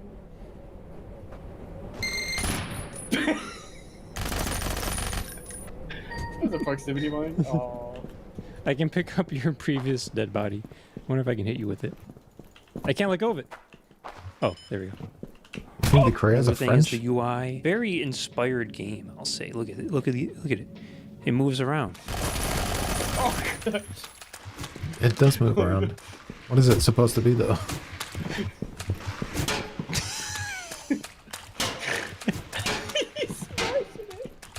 Can that hurt me? Oh no. Oh. The footage here is just Tim and I playing together by ourselves, and we don't have the DLC. This game's got a very interesting way of doing business. So you can right? play up to 4 make players the now. main game free, and it's a full game. It's a complete experience, but they sell the 70 map DLC. Oh, new map. Yo, prison. There's a lot of maps. Dude, there's 70 more if we buy the DLC, which I'm going to do. That's $5, bro. That's what I'm saying. Map. Not too expensive. It's 70 maps.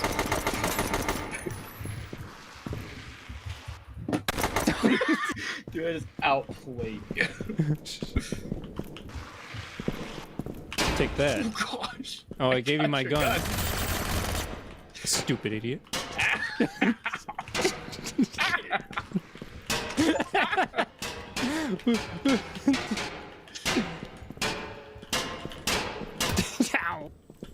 So when was this created then? Is it something that's is it yeah, old? Has it been around for a long 70 time? more maps. It looks you like keep it has. unlocking maps. I don't in know the if that's base, just like so the it kind of aesthetic keeps you they're hooked going every for, time you and do it was a play made like session in the with last couple of somebody years or something. or your friend or strangers. You look, you just unlocked a map. Oh, we just got. There needs to be more hat. Ooh, games that look like this though. Yo, we Also, unlocked it so is many new, maps. fairly. October 20th. It's not even a year old. But there's an XP. I love how they're and like bringing eventually, back I think the old you school unlock FPS all the style. levels Though at there needs to be more of Plus, that. there's bonus stuff, 100%. there's secret levels. I one last love the point, look of these games. You I can love the way make they look. map It looks so playlists cool. out of the maps It's that just you've it just gives me unlocked like it and just fills me with played. nostalgia Before you start a game, seeing you can make a playlist FPS that of looks all like your this. favorite maps and just play those. And there's a couple of maps that are just they're perfect. I could play them every time I turn on the game. This is my favorite one. But then there's some that are shit. They're fucking shit. What is this? They can't all We be gotta shove gems. each other in our own minds. You got two?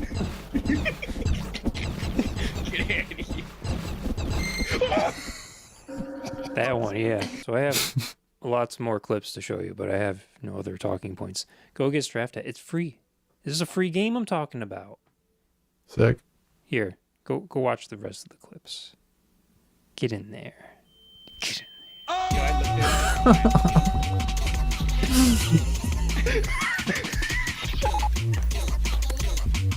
That's cool. I love it when YouTubers just have like that janky green screen look. It just works so well, doesn't it? You know, it just like it looks lazy, but it looks professional at the same time. It's got like this weird double thing going on with it where it just works. Yeah, no, that's pretty cool. Yeah, it's inspired by how games used to be. Yeah, I love that about it. That's definitely what really stood out to me is just the great. It's very, like I said, it's very kind of like Counter-Strike Source looking, and I still play that to this day. I still play Counter-Strike Source. That's like a game that I'll just jump on every now and then when I've got nothing better to do. I'll just play like some rounds of Counter Strike. And yeah, I guess it's kind of like that. It's kind of Team Fortressy as well, maybe a little bit.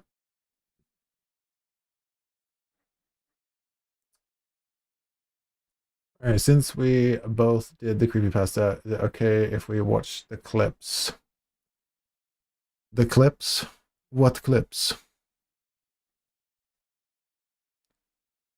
Is it okay if we watch the clip part of the vid since we did both of the creepypasta? Let me know what you mean, because I don't know what you're talking about. Oh, you put them in the thing? Wait.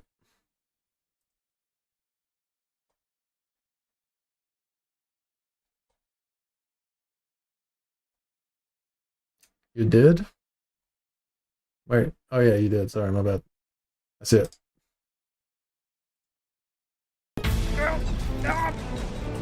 Just you wait.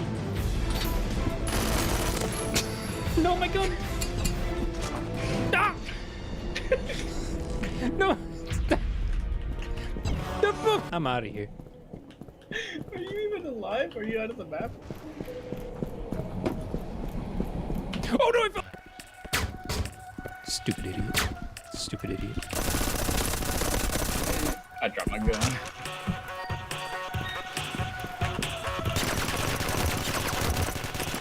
Yeah, this is super nostalgic to look at. I just love like the map layouts and the like textures and what have you.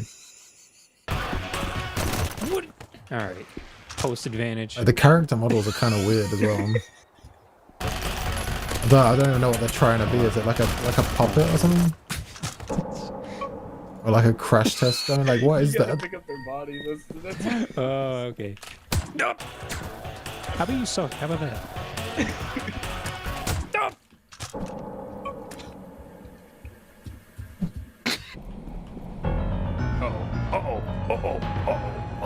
Wait, let me get a gun first. It's gotta be fair. Alright. Oh, they're humans? My own body. That's that ain't human. It looks like a human, but it's not human. I like how there's a I do like that as well, that feature of this. Like, what the fuck is that? Do I look any different when I lean? Just goes out, does like a little pan. Okay, get me. Oh, bro, you could like.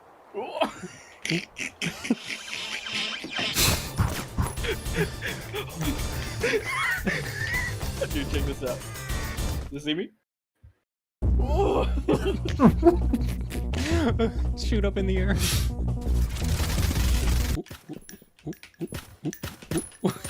Oh, back it up against the wall.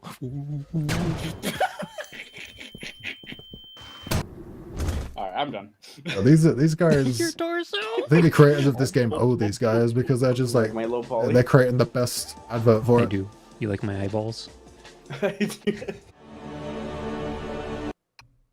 With binocular eyeballs. Oh my god, screw that for a map, dude. No way. Never.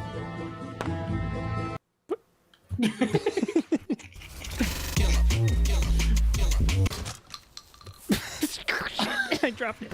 No! I dropped it. Wish I could lift more than just the barrels. Bye bye. I think you're gonna stay on there. No! I do love that little tram, like how they're just throwing that tram thing in there. It's so random. Normally when you see shit like that in these games, like they never work, do they? Like you see trains just kind of like sitting there on tracks, but they're never actually functional. So I love how they've actually made it functional. Something that you can interact with.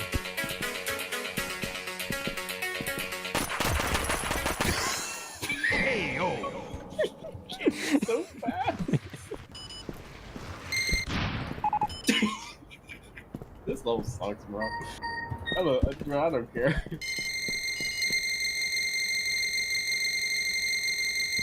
The way the wall jump works is if you you have to jump when you're going down. You can't wall jump when you're going up.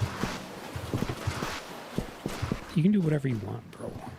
It's draft tag.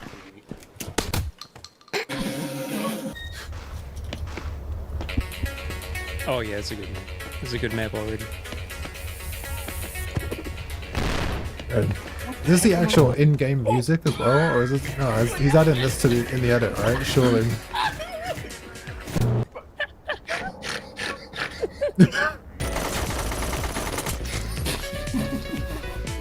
What's up the freaking hallway?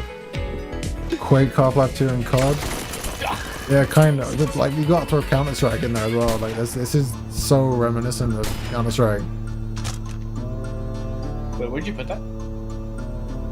It's that, like, for me, it's There's like a not even Half-Life 2 lights Counter-Strike. above us, bro. They're style. just pictures of lights floating. The AR, it's got the same That's power great. as the pistol, where it'll kill in 2 headshots, but 4 body shots. The carbine is 2 body shots at full health.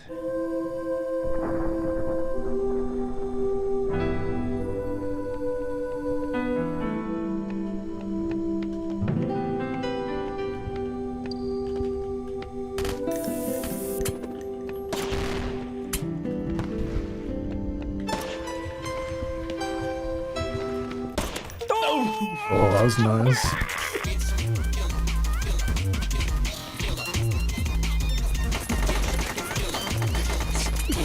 Also, actually, they got drum and bass. So the drum and bass is actually in-game music. No way. So that just adds another layer as well. I don't have That the adds lean something anymore. else. Why are we taking this game seriously? Oh, you scared me. I shot you in the head. How much health you... This is a game mode right here. Don't walk through that door. It scared me.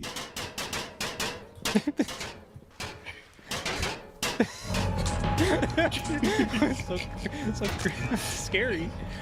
I bet. Nope.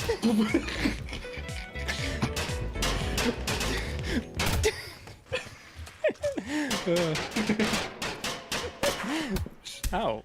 Just going ape shit with the barrel. Why am I laying down? I don't know. I was gonna say.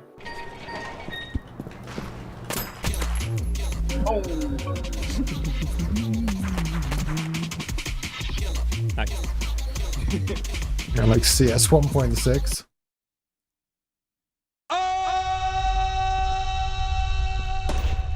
It's just like it feels like Bro, what? Oh, just like a fan-made through the- Counter-Strike or Bro, I something. went through the Something like door. that. It's like someone's tried to make their own Counter-Strike. Hold on. You tried to Hold on. too. There. Bro, Valorant, CS, they all have that. Dumb mechanic, bro. I knew you were gonna do that. Oh. You look so cool with the 2 looking under your glasses at me. There's a lot to this map. Wow. Yeah, you can get some different strategies going on here. Got like an Alcatraz kind of feel to it. Oh, I'm dead. Oh, I got you? No, I fell into the void. I'm done. I feel done with this game. It's based now. on old We're almost shooters done, in the we're art almost done. style. It It's is from the exhausting previous game. exploration game Abdi. Yeah. I have to check that out as well, to be fair. My god, why is this such a common end? Spamming grenades.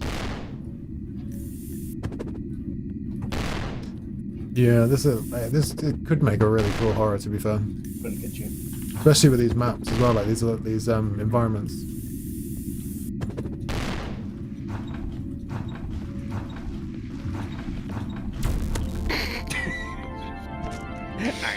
Hey, it's me, Tim. I've been beaten. Nice. He took all my skin and... Yeah, that's cool. All right, we should do that on a play together stream one day. That would be quite fun. That would make a good play together game. All right, we got. I think Lumen's coming back in. Let's do another spin. Lumen, do you have anything prepared? Yeah, but I definitely want to check Babdi out as well. Let's see if I can find it. Is it on Steam?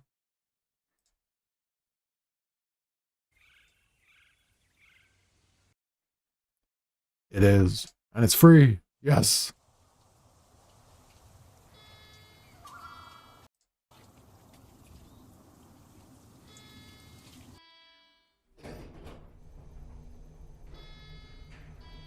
Okay, I see that link. We'll jump on that one in a second. I just want to see what's going on with this. So we may have just found the horror version that you were talking about. This looks really creepy. Yeah, I just absolutely love this art style. Oh my god. Dude, this looks awesome. I wanna play this. Is there anything to it though? Is there like a story to it or something?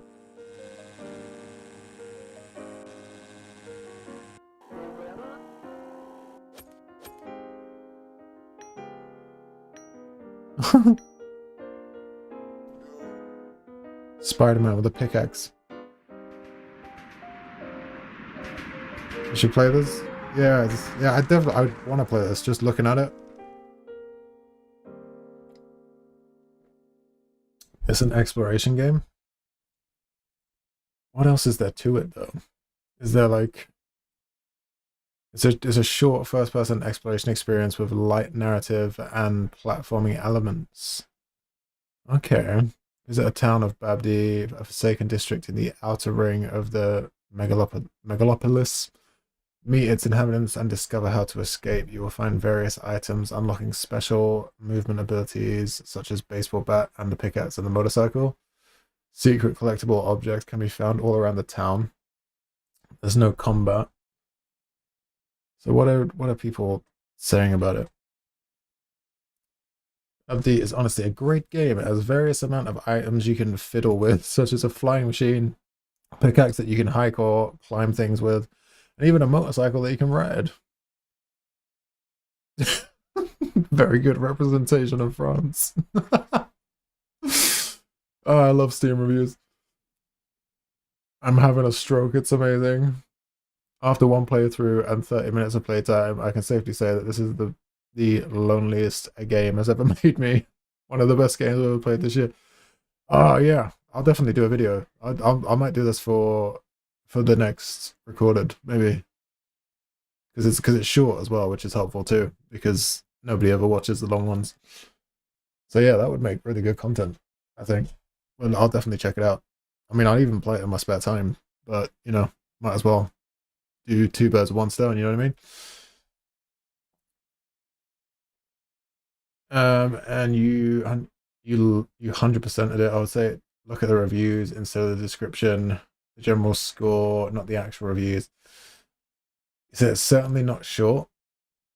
It says here it is short. It says it's a short first-person exploration experience. I mean, maybe you can take your time with it, but I don't know. I suppose it depends on how quickly you want to plow. Like you might be able to plow through it, but you might be able to chill out with it at the same time as well. It might be one of those that goes either way. But I love the art style. I love like the kind of the environment, the atmosphere that it creates. You know, it's sort of like that weird, almost like dystopian, post-apocalyptic vibe to it as well. Just full of like weird characters, like weird quirky characters and things like that. So, yeah, this guy says short and sweet, very fun and confusing.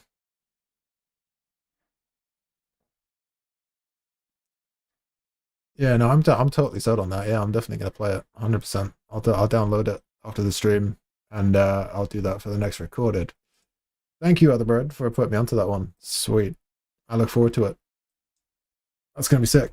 I love shit like that. Let's do another spin. Oh wait, no, we didn't do Lumen, did we? My bad. Hang on, let's see. Okay, it's me next after Lumen then. Wait, let me find Lumen's thing. Where was it?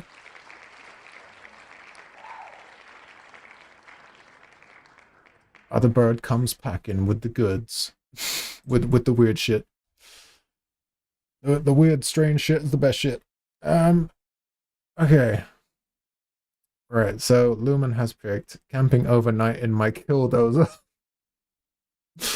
What the fuck is this? Oh god. Cody All right. here with the Whistle and Diesel YouTube channel. Tonight, I'm gonna be survival camping in the wilderness with my 300,000-pound killdozer. I'm gonna be staying What? overnight with minimal supplies and nothing but my 98-inch plasma screen TV. All right, let's have the intro. 98 inch.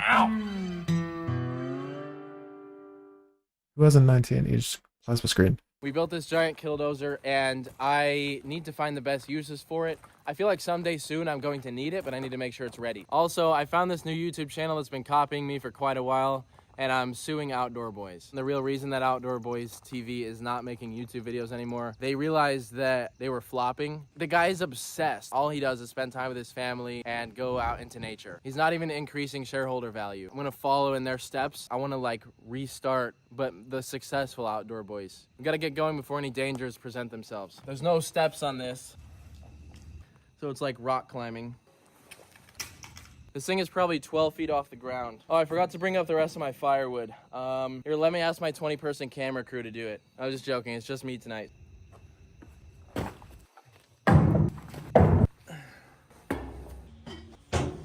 gonna start the dozer and begin my trek. It's probably a 45-minute trek to where we're going with this. It should be roughly half a mile. We're gonna get to where we're going and set up camp. Dude, this guy is so ready for the apocalypse. Holy shit. Run towards this man if the zombies ever pick off.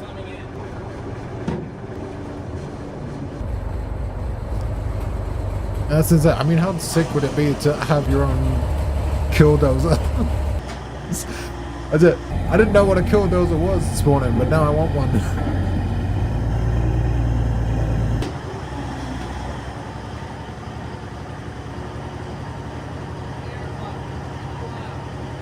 Yeah, I suppose that's the downside. It's gonna leave you deaf.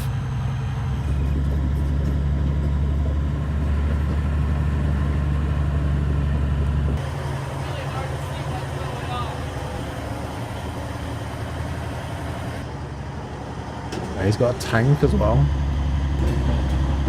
Outdoor Boys channel had like 30 million views per video, but retired from making videos because the fame started affecting Luke's, the creator and father's family life. Oh.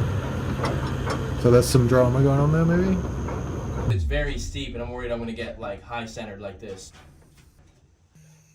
All right, let's see what we're dealing with. So we got these super deep tire ruts. It's actually not too bad. It's not as sharp of an angle as I thought. All right, looks like I'll make it. Jesus, it's so loud.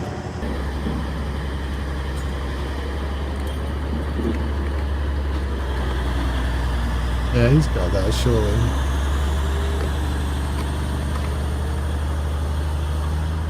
Or does he?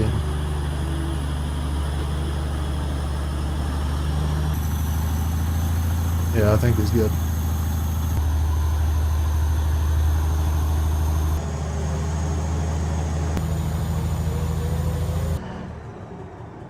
I can't tell where I'm at, so I'm gonna take another peek. Yeah, so this path is like pretty big, but it looks quite narrow because the dozer is so big. There's a lot of, it's not boiling, but it's very hot. There's a ton of heat coming out of these. Marvin didn't have any vents, and his lasted a very long time, so I figured ours would be okay. So homey in here. I do not like spiders, and there are spiders everywhere. I should have done this in the winter, honestly. We're definitely gonna do a winter episode of this.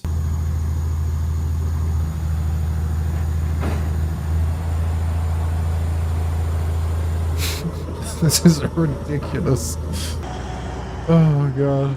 I think I reached a pretty good spot where I can set up my camp. So I'm gonna hop out and check it out before I clear the weeds. Because I don't want to sit in spiders all night. They are everywhere and I was hoping for it to be nice and clean. Yeah, screw that. I don't want to step down. I need to stay off the ground as much as possible because that's where the dangers are. The purpose of the dozer is to protect me. I'm gonna clear the weeds here so that I got a nice smooth spot. I don't need to use too much manual labor, to be honest. It's so loud in this thing. This is the exact opposite of any normal camping. I mean, can you call this camping, really? I'd call this preparing for war.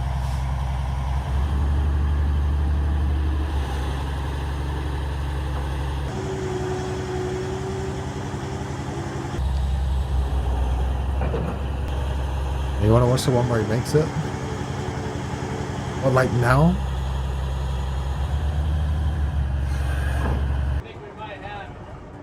While we're getting settled into our campsite, I just want to mention something really quick. I know a lot of people watching this video own trucks. A company that I personally use and all my friends use for wheels and tires is Custom Offsets. You can get wheels and tires, lift kits, Here comes the ad. lighting, accessories, anything you need for your truck, performance upgrades. You get free mounting, balancing, and shipping to the lower 48. And there's black wheels before I eat to on the lovely spot for a flashlight. There we go. My gosh. Surprisingly accurate for not having any visibility. There's not much room to work with here. We're gonna hop down and look at this. I think we're in a good spot. It's such an interesting texture. Did it say it's sponsored? I don't think it did. It Have a fire and didn't cook some flash dinner. up at the beginning, I don't think. It normally does. So I thought it'd be funny to put an awning on the killdozer, so we have an awning just like a camper. There you go. Okay. It's got an awning as Supposed to well. rain tonight, so this would be a great protection. Oh my god. All right, we'll just split these logs up. Ow! So it's actually a really hard species of wood. Always cut towards yourself. All right. Perfect. You're watching pro camper Cody Detweiler. Tinder fluff. So I have this magnesium thing we're gonna try. I've never used one of these before. How do I use a striker? We're supposed to strike. There's no sparks.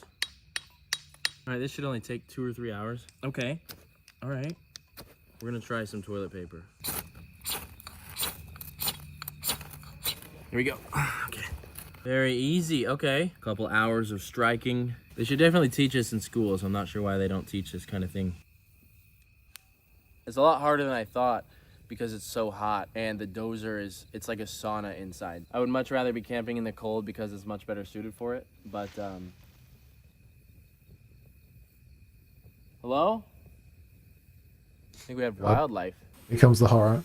It is so hot. I'm insanely thirsty. It's a little hard not to have paranoia. You hear everything around you. I've heard like 2 trees fall. There's cows moving nonstop. And there's obviously animals moving all around me. I don't know how people do this.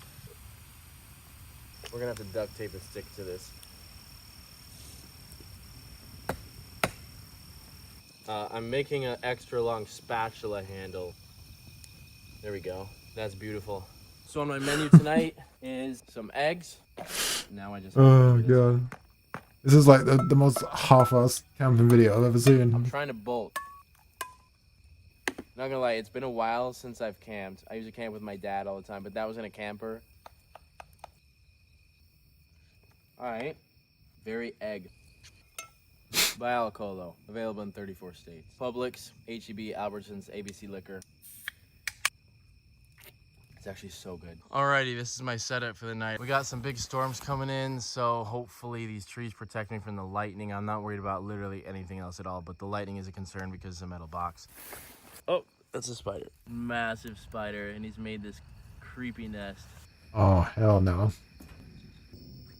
Alright, now it's Hell shower no. time. Oh, that feels good. This is gonna be fun. Wait, shower? Oh, okay. I was gonna say, don't tell me he's got a shower in the fucking thing as well. It's like a cold shower in the morning, except it's not a cold shower and it's at night. So hard to do this with one hand. Thankfully, my hand is very calloused. I was able to clean the oil off of my face with my hands today because my hands need the oil more than my face does. When you have hand callus, you don't get burned, you don't get cut, you don't get hurt, you don't feel anything. It's like sandpaper. So that is extremely valuable. I'm gonna go to bed. I can feel the air is changing. I'm not going to be needing any sort of blanket tonight. It's still 95 degrees in here. There's a huge bit of red on the radar coming for me, so I'm gonna lock myself in here.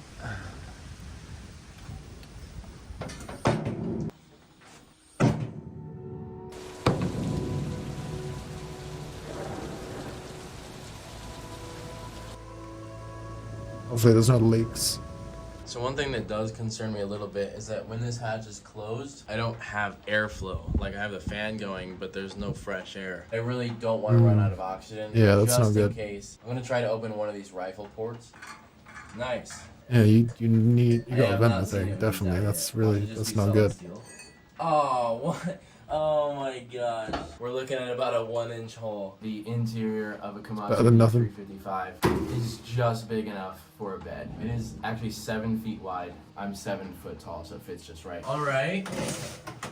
Hey, that is quite enjoyable. I'm sleeping on this nitrogen tank.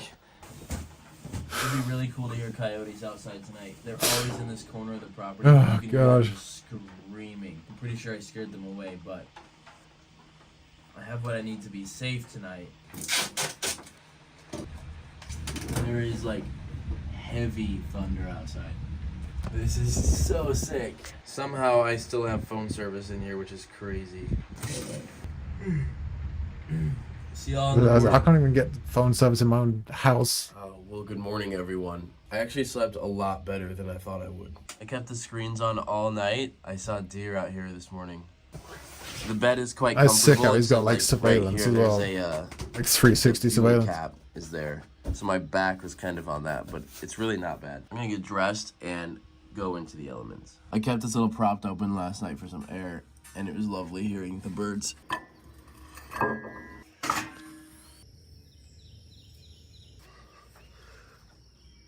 Nothing tried to attack me last night, unfortunately. There's deer tracks everywhere through my campsite. I probably should have put my firewood under the awning. It looks absolutely insane in the daylight as well. Like, look at the size of the fucking thing. Oh my god. Probably should have reeled that in. Alright, I have my camp all packed up and I'm ready to head back home. I'm expecting a fairly easy journey today with the exception of the mud. There's a tremendous amount of mud. I'm gonna start this up now. Here we go.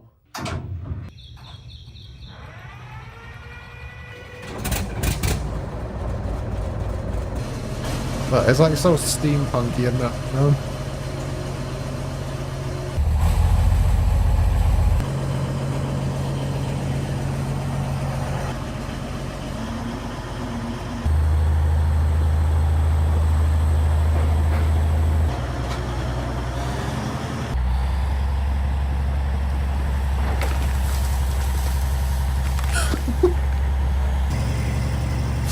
This guy is just living out the apocalypse before the apocalypse.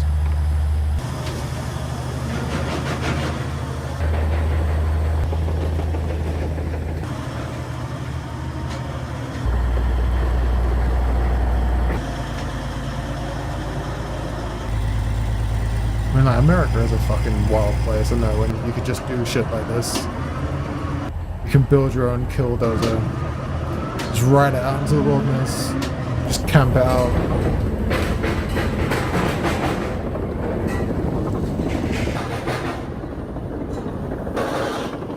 Alright, I have one last obstacle to get through, and that is a Wonder how massive much mud hole. And it fuel just it takes to run that thing as well.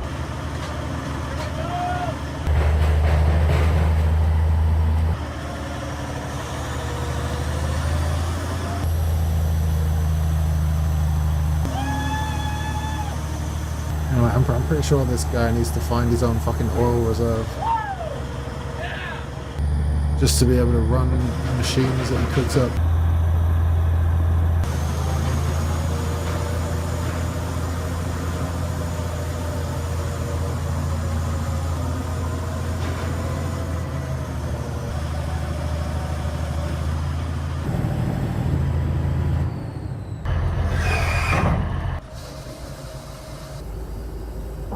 Not too bad, we made it back. I know everyone's a little bit confused right now, but I wanted to officially announce that as of right now, I have taken it upon myself to build the successful version of the Outdoor Boys. Outdoor Boys was a guy who 2 months ago, he quit making YouTube videos. He quit, he's a quitter. He was making all these like hiking videos, I guess, like outside and stuff.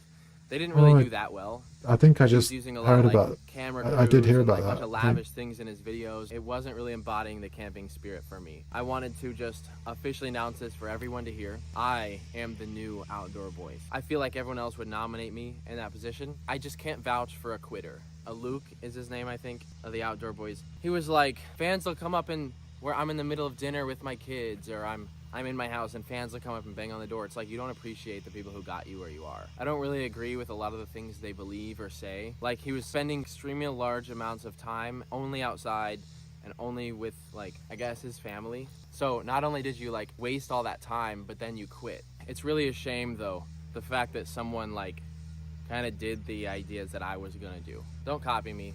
You'll never win. And as you can see, he quit because of the pressure. I want kids to know it's not okay to be a quitter. It's never okay to be a quitter. You should only be a winner. Now that they have quit, his views are dropping. He's probably gonna have a mass unfollowing. Anyways, I just want to thank everyone. I'm sure Luke wouldn't mind. I'm sure I have their permission to do this. Thank you all for watching and supporting small creators like me.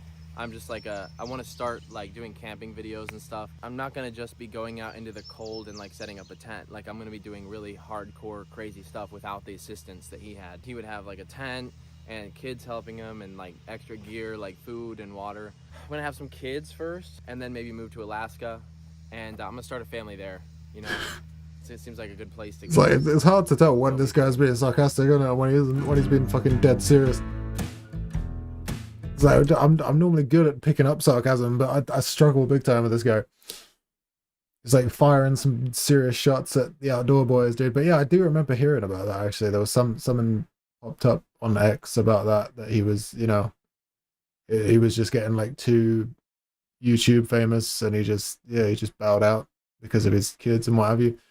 Which is, you know, I mean, it's fair enough. If it's getting too much for you, then why not? You know, because I think that's a bit much when you've got people knocking on your fucking front door. That's insane. Like, no, I don't care how famous you get. Like, that's not okay. You're not entitled to fucking walk up to someone's private property and knock on their door and expect them to entertain you just because you're a fucking YouTuber. That's ridiculous. But you want to watch that one? What is that? The one where he builds it? Okay, I think what we'll do is I want to run to the bathroom real quick. So I'm just gonna do that quickly, and then we'll watch that one. Like, let me load it up so it's ready, Today is the day we build the killdozer. and then we can do maybe like this one, and then like one more, and then wrap up. But I'm gonna do that real quick. I'll be back momentarily.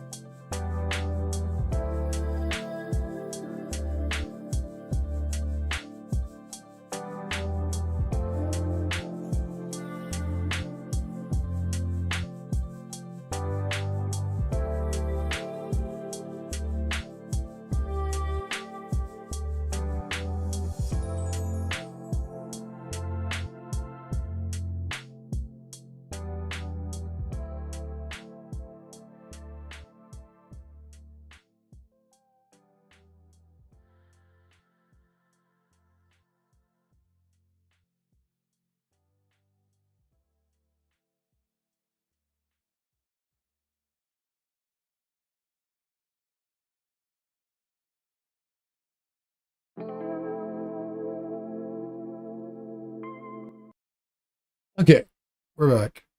All right, should we find out how the hell this guy made this thing? We're gonna do a tug of war, tank versus Killdozer. Oh my god. No!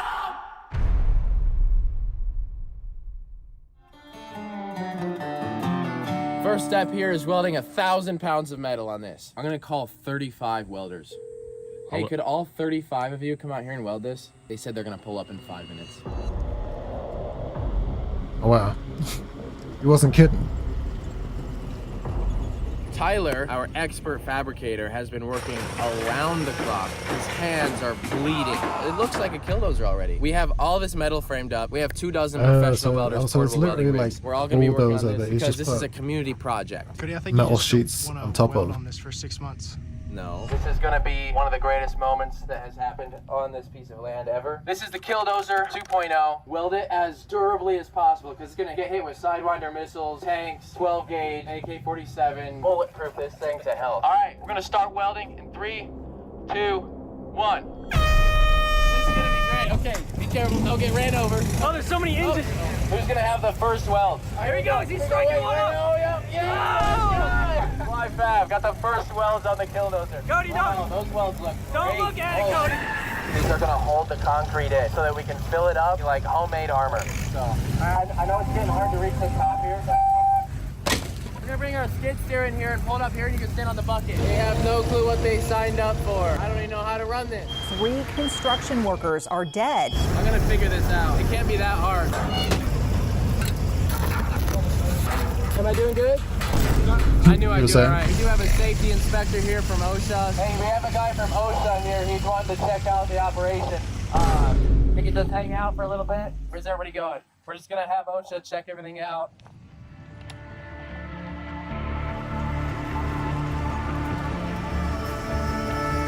We're gonna do a bead competition to see who can weld the best bead. The winner will receive this limited edition 1 of 500 chrome Monster Max hammer. My name is Cody, and this is my welder. It's one of the biggest, baddest. Hammer, you're going up, Cody. How's it looking? One from an expert, right? You didn't do that one. It seems like someone was slightly struggling. That was Matt, who did an excellent job. Matt, you're doing great. Just put a tally next to one you like. 13. I think that was everybody. Undeniably. What's your name? Congrats. There you go, bro. That should hold up to just about anything you need. So easy, it's like. All right, let's check it out. Woo! Yeah, buddy. I'm hooked. What's your plan? Where is the nearest small town? 30 minutes away. Okay, get off. Jesus. Well, looking at this guy's subs and what have you, like I'm starting to understand why he's able to live this kind of life because he's got a huge YouTube channel. Has anybody seen her? The visibility is quite limited. You just have to go by the direction of screams. So next is our hood, ripper guard. We have a camera system, weapon system. Yeah, I'm thinking Black Hawk propeller on top. Everybody here gets a pack of Alcolo. Not recommended for Killdozer use.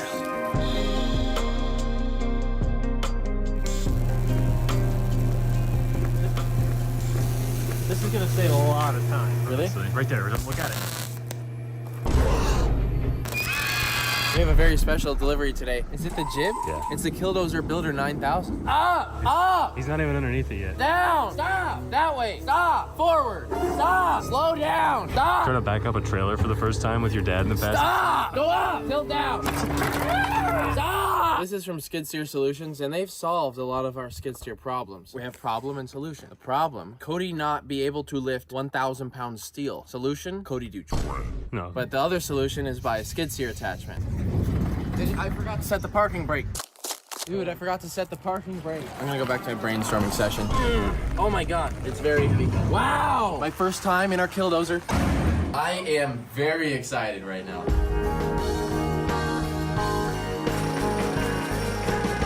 In this box, we have our Killdozer exhaust stack. What's up, bud? So yeah, I mean, I was just saying, This is one side of our Killdozer exhaust from Sencut. you know, it's easy to understand how this guy was able to build this now, like knowing the kind of position that he's in.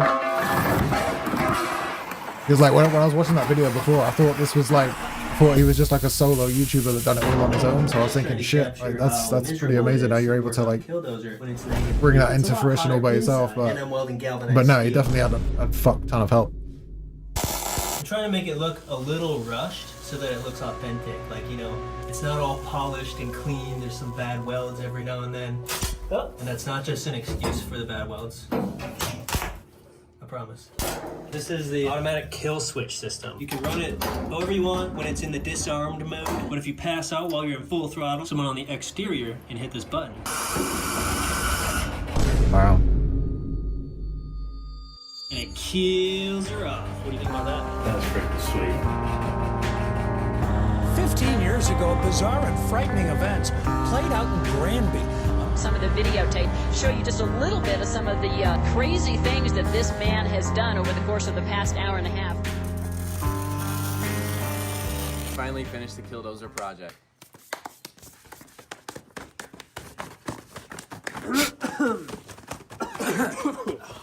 Yeah, he's been working so hard. Clothes are filthy dirty. It was a lot of work. Hey, give me that welder quick. I need the welder. Alright. Working on the Killdozer. This has been a nightmare of a project. It's been a lot of hard work, a lot of long hours. I can't wait to show you all. Thank you. Thanks, dude. Okay, so that's the second grinder you broke this week. You're not gonna take credit for it all, are you? No, I'm extremely happy to announce that we together have finally finished the Killdozer project. Now we're gonna run everybody down on the features of the Killdozer as it sits. This actually looks really good. I haven't seen it yet. I haven't looked at it. It's been parked out here for... When was July? In July. 10 months ago? 10 months ago. Tyler, give us a rundown on the easiest, simplest abbreviation that you can that you did to build this. So we 3D scanned the entire dozer down to 0.2 millimeter accuracy, CAD modeled all the armor around it with precision to allow the front armor to come off. 3/4 of an inch thick steel with 5.5 inches of concrete between it. It's got more upgrades and it's stronger than the original. He doesn't know what else to say. So you didn't do that much, would you say? Look! There's a camera! But I feel like that's actually a horrible spot, Tyler. That is exactly where Marvin put it. What are we gonna do with it? Oh, that's a good design. So we have huge armor over the cylinders so that that can keep this from getting messed up. All we've done here is basically apply... Sweet. Shots fired. fired. Steel from Send Cut Send, a company that sends your steel, cuts it, and sends it. What is that? Oh. That's to protect people from you. What is it then? It's a remote shutoff. I'm ripping that out right now. No. You know, it was a mistake having you involved in this. What happens when I'm in the middle of a highly populated area? And Tyler here decides, you know, I'm not a fan of what's going on right now. Tyler's gonna try to save the day.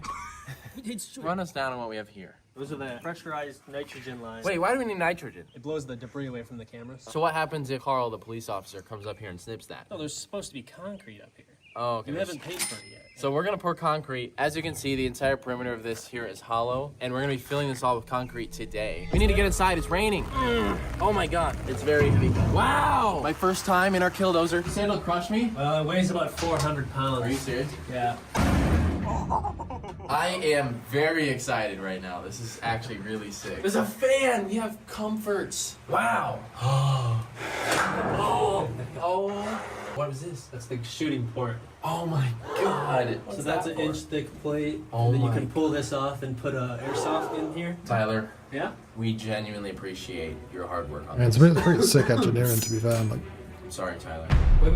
You know too much. You'll never clever get a guys without me. to be able to bring this thing together. There's a secret kill switch. Multiple. Where is it? It's really complicated. We promise we will let you out. I won't go there. I'll stay right here.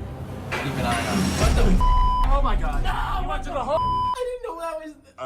There's a secret escape hatch. This is how we can work on the engine if it blows up or something. Yeah, you could change the oil, put new manifolds on it, turbo, whatever. Wait, you gotta talk about the lock. Wait, Yeah. what? Harper didn't have that.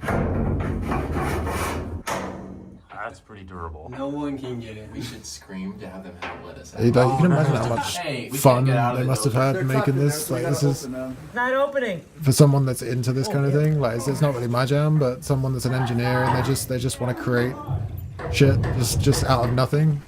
This must have been so much fun for them to do. Will it not open? Try it. I'm Do it. Yeah, why does that have rifle holes? Are they booting up? Yeah. This is I mean, sick. it's America, man. God. Wow, there's a lot. Of course of it does angles. rifle This holes. is actually the coolest thing ever. I actually love this. The lighting is lovely. I want to camp in here. We got to do a 24-hour challenge. There is literally a bed in here. Tyler, great freaking job on this. Thanks, man. Great job paying for it. It really helps a lot. What? You didn't do anything. This will be my first time opening this. Let's see how heavy it is. Bro.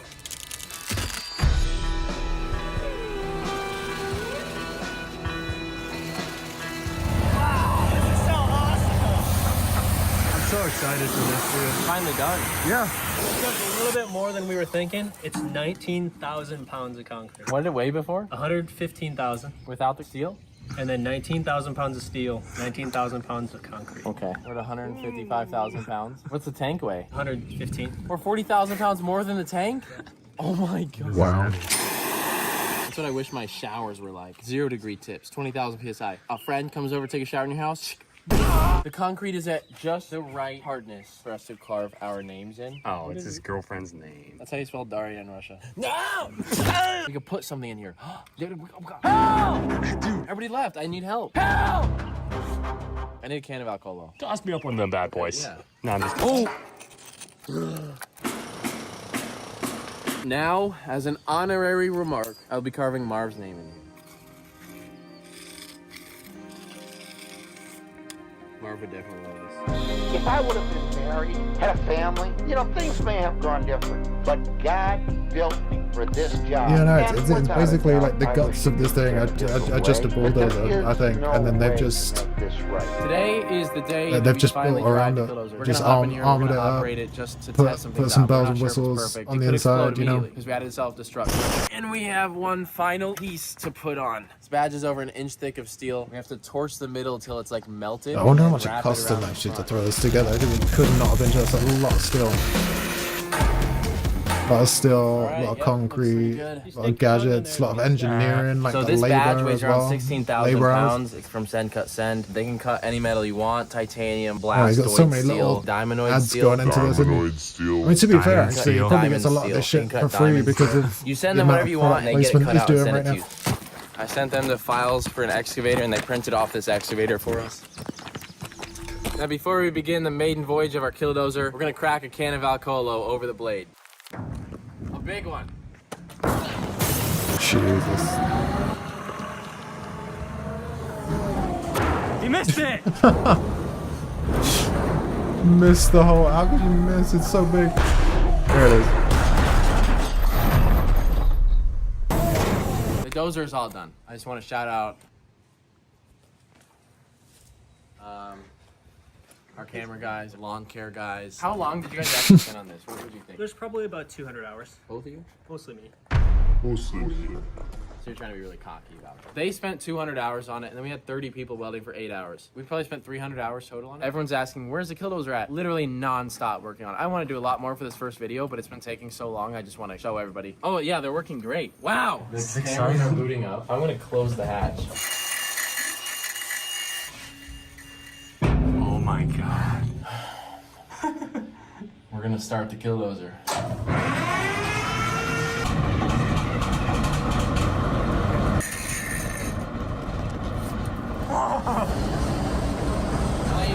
Oh my god. Hey, the air isn't bad. No, it's okay. Mind you, Stop, what are you Vernon? doing? Old German cartoon movies. You hear that? No. It's like a What about squeal. it? Our Reminds you of an casualty old marker went German up. cartoon. One. Was someone underneath? What was that bump? It's just time. What? What do you mean it's just Ty? He wasn't done. Why is the paramedics here? You need to work on the dozer?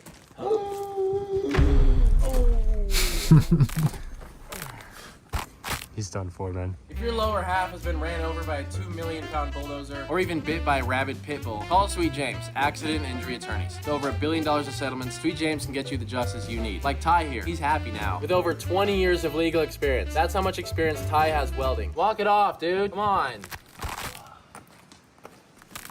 Is that a legit ad? I can't even tell if they're taking the piss or not. closeout zone. This is crazy. Isn't it sick? Wow. People could open fire on us right now. Oh yeah, nothing. And this is all 5-inch thick bulletproof glass. I need to take this to court. Sweet James is a real law firm. James and I are great friends. Okay, I it's injure legit. people and he uninjures them. Great working relationship. In the event of an emergency, door will be locked and we will not be able to get out. There's also a self-destruct button. There's no cover on it, so just don't kick it. The first stage of our Killdozer testing is to plow through these 8 cars. It's a group of people that have angered me. Let's obliterate them. This feels like Ocean Gate. What could go wrong?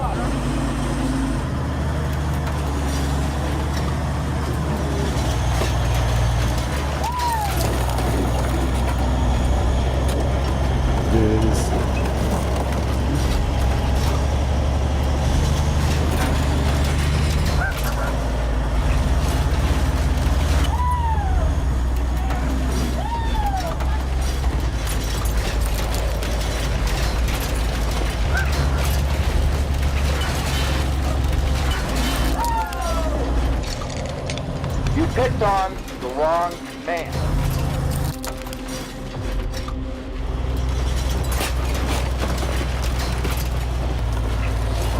I'm not that strong.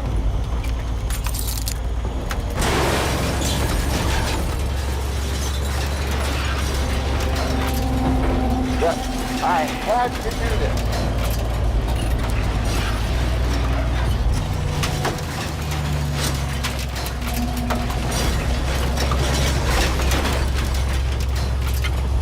I was saying earlier, like the guy is super sarcastic to the point where sometimes, like my first impression of this guy was like, I can't tell if he's being serious or not. But now that I've watched another video of him, it's like you kind of you just think like, oh, that's his thing. He's the overly sarcastic guy. Like everything he says almost is just sarcasm. Like every other sentence out of his mouth is just sarcasm. We need to get out. Oh my gosh. Ooh! Is that half of a car? It flattens everything. Look at where the cop car got ran over. Yeah, I mean, there's parts going everywhere. Bro, what? Yeah, it's gone. This was an SUV. Hold up, what is this? This van had the same stickers my parents have on their white minivan. They're supposed to show up in like 20 minutes. Was your dad in the army? Yeah, dude, my dad, he was 50 years in the army. What's their plate number? It's like Q Taguia or something. Oh, wow. Look at this! Ripped its heart out. Look at that. You realize the power it takes to just rip that out by driving over something? Look, the whole engine and everything is ripped apart. Another one. Cody, we were set up to film in the other field. We're supposed to film in another field? Yes. These are just people's cars. Amputated limbs, full skeletal replacement, brain transplant. If your entire family has been severely injured by a negligent person operating a literal killdozer that accidentally bulldozed the wrong parking lot that wasn't the right vehicles, call Sweet James, accident injury attorney. With over 20 years of legal experience, you don't pay unless you win. Tyler, who built the killdozer, well, he helped me build it. It's like a 90-10 split. I won't. Put up 90% of the money. I put up 90% of the work. I put up 100% of the money. He put up 5% of the work and had help. Tyler's gonna run the killdozer now and see how he likes his own creation. Just so you know, I will be committing slight assaults on you while you're operating. Don't shoot it with a gun. No, I'm not gonna please. shoot. I'm not gonna shoot with any big guns. A full payload of bombs was dropped on the primary site. All right, y'all ready? Oh!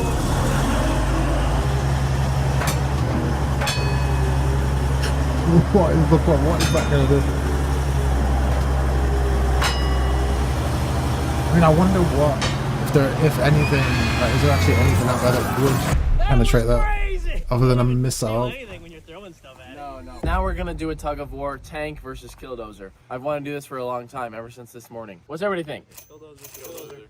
He's the only one that thinks the tank. He also thinks tank. May the losers lose. People are out there doing like Ford Ranger versus Chevy truck. Literal killdozer versus battle tank.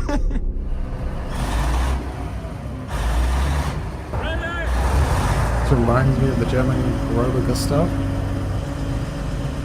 What is that? I don't know what it is. I don't know your German words, bird.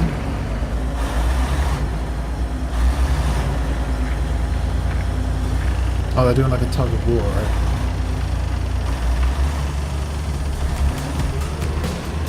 Yeah, I won, no problem. Yeah, I couldn't even feel the tank behind me, to be honest. I was honestly thinking the rope would snap. I will give someone $1,000 if they can walk across this as it is without any modification. Can I jog across it? Yeah, you can run. The leaf spring is not going to help. What? Oh no! Right gonna through the leave? neck. Do it like this. Oh my god. I didn't do anything. I choose to let go. Oh my god, that was painful. Oh my god.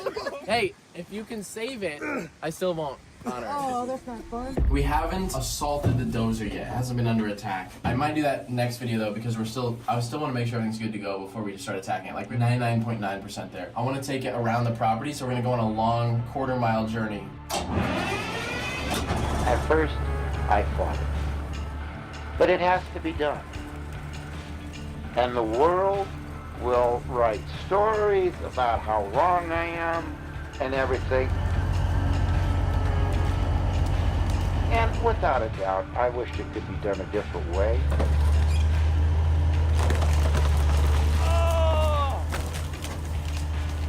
But there is no way to make this right.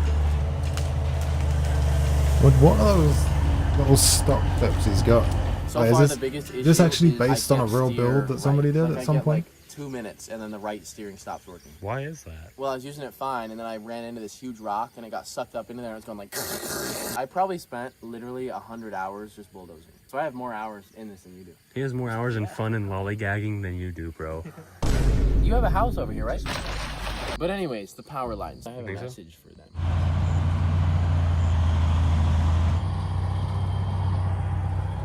What are y'all bets on whether or not this could take that down? Easily, like a toothpick. Yeah. All right. No trouble. Well, Don't do it though. everybody, this is like 'cause climbing down off a you're gonna be house. getting sued. This is nearly a 2-story building. Well, that was fun. I think we have the world's only actual replica killdozer. What do we spend on this? 80 on the dozer, another 30 on hauling.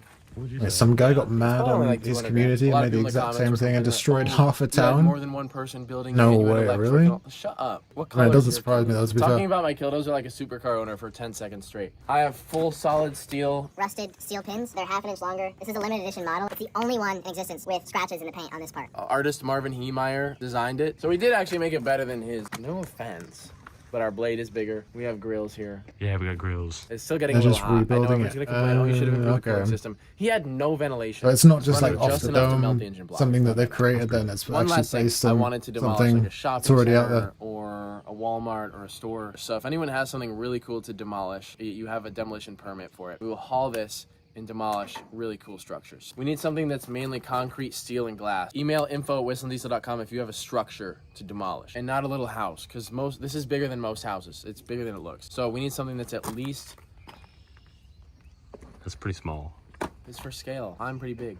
Comment below what we should do with this. In the next video, we're going to be durability testing it. This is a lot of like the build and initial testing because we expect more problems, but it's honestly good to go. I think we're going to sit in here while we shoot it. We're going to drive cars and trucks into it. We're going to put small explosives around it. We're going to... I get the point. I get the point. Yeah, I mean, it's amazing. It's really cool. They've just sort of like chucked that together. But it's actually kind of concerning as well that somebody out there has built it for real and used it as a method of destruction on their local town. So, you know, you kind of got both sides with that one. All right. I might I might just pick one more quick for us to watch and then go out. So we're not doing a will this time. You guys picked extra videos, so it's my fucking turn. So I'm gonna do chillin' scares, whether you like it or not. Cry about it. Cry about it. I haven't actually looked at this channel in a while, so I don't know what's been on here. I don't want like a really depressing one though. I'd rather have like an interesting one. One that isn't that long, preferably as well. Although these are quite depressing, to be fair. Although the disturbing 4-strand thread ones are quite fun. I do like those. Because even though they're disturbing, they're still quite funny at the same time.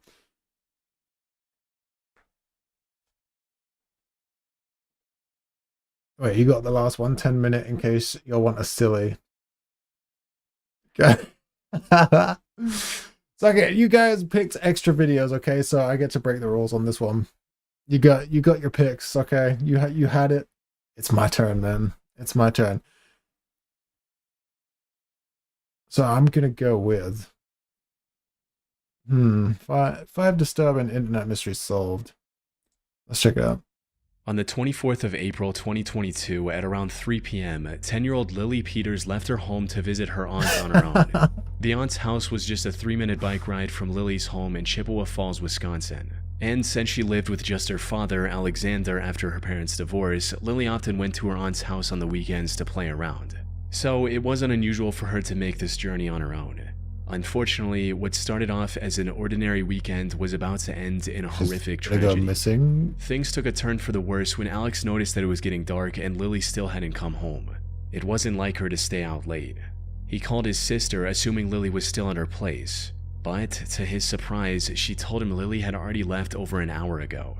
He then called the parents of Lily's friends, hoping she might have stopped at one of their houses on her way back. However, none of them had seen her either. Fearing for the safety of his daughter, Alex began searching the route Lily would have taken to and from her aunt's house. He also contacted the police and reported his daughter missing at around 9 p.m. While the authorities didn't issue an Amber Alert, they quickly formed a search party to help look for her in the surrounding area. And after hours of searching, Alex finally discovered the first clue to his daughter's whereabouts: her bike, abandoned in a nearby wooded area. But Lily herself was nowhere to be found. Oh, that's like some Stranger Police deployed Things type drones shit. and rescue dogs to search the woods and investigate the hiking trail that ran through the area. Then, at around 8:45 a.m., Alex received the news he had been dreading all night. Lily was deceased. A volunteer had discovered her body hidden under a pile of leaves just a few feet from the trail. After a brief examination, police ruled her death a homicide and began looking for the perpetrator. Unfortunately, they had nothing that could lead them in the right direction. That is, until someone made a post about Lily's case in the True Crime subreddit. While everyone else was speculating on what could have happened to Lily, user HomesliceNation4 came forward with a crucial piece of information in a now-deleted comment that read, It's always "What's Reddit, I scary swear. is I was playing Pokemon Go in the park that day and walking along that very same trail. My stomach turns when I think that I saw that girl in a pink/purple hoodie on her bike with another kid on my way out.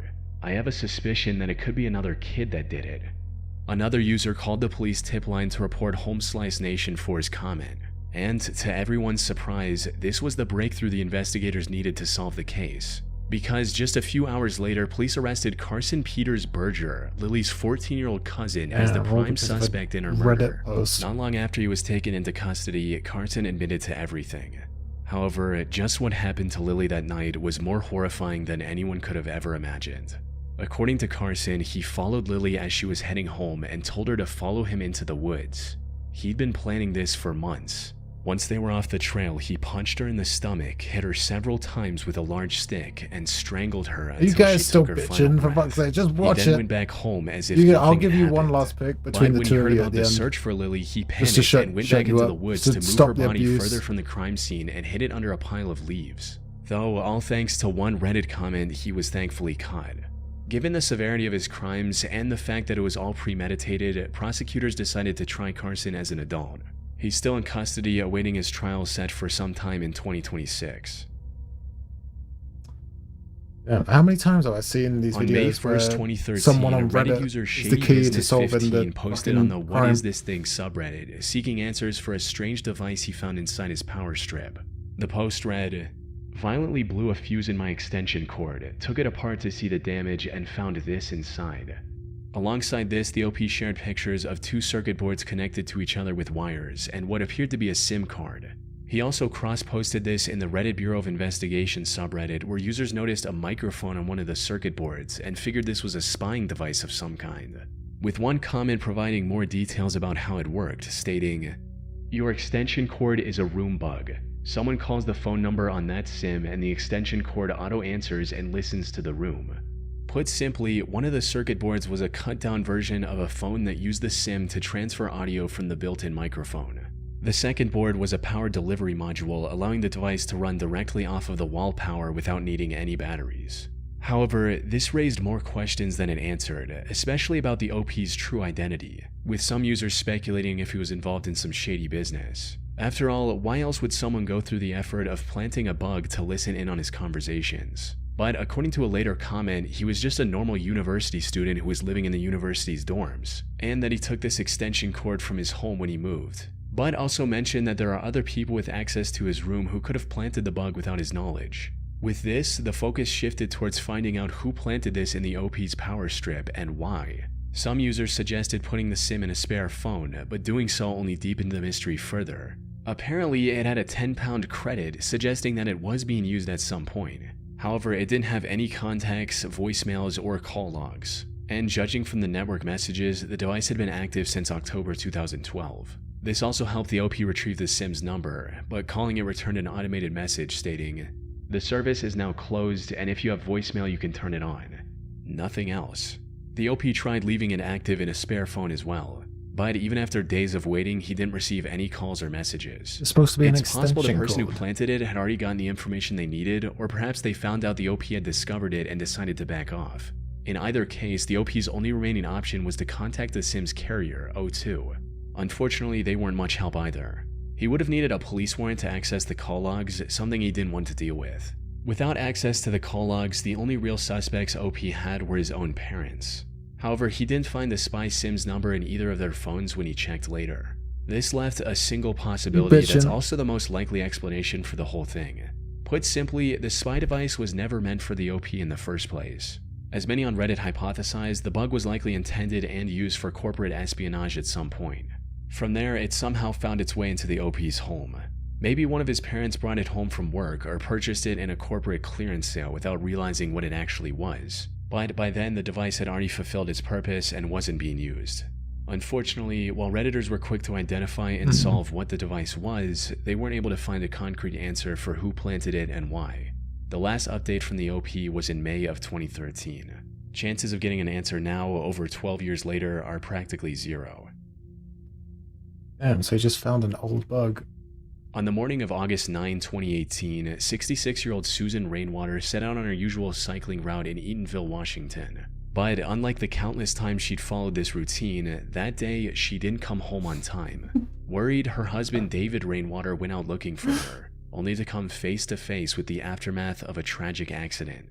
Just off the side of the road, David discovered the mangled remains of his wife's bicycle. As he got closer, he saw an injured Susan lying on the ground not far from the bike. Sadly, it was already too late. Susan had succumbed to her injuries and passed away before David could get to her. He eventually gathered himself enough to call the police, who after examining Susan and her surroundings were able to piece together what had happened. And according to their investigation, this was a classic hit-and-run case. Susan was likely struck from behind by a fast-moving car, resulting in her getting severely injured. However, instead of stopping and helping Susan, the suspect decided to save himself and fled the scene. Unfortunately, there were no witnesses or nearby CCTV cameras, leading investigators with no leads to follow. The only clue they found on the crime scene was this one piece of black plastic that likely broke off of the suspect's car from the collision. Investigators tried their best, but they weren't able to figure out what this was supposed to be, let alone what car it belonged to. With no other options, one of the troopers at the scene turned to the internet for help, stating, "Troopers and detectives are still looking for a black vehicle believed to be involved in this morning's tragic bicyclist fatality.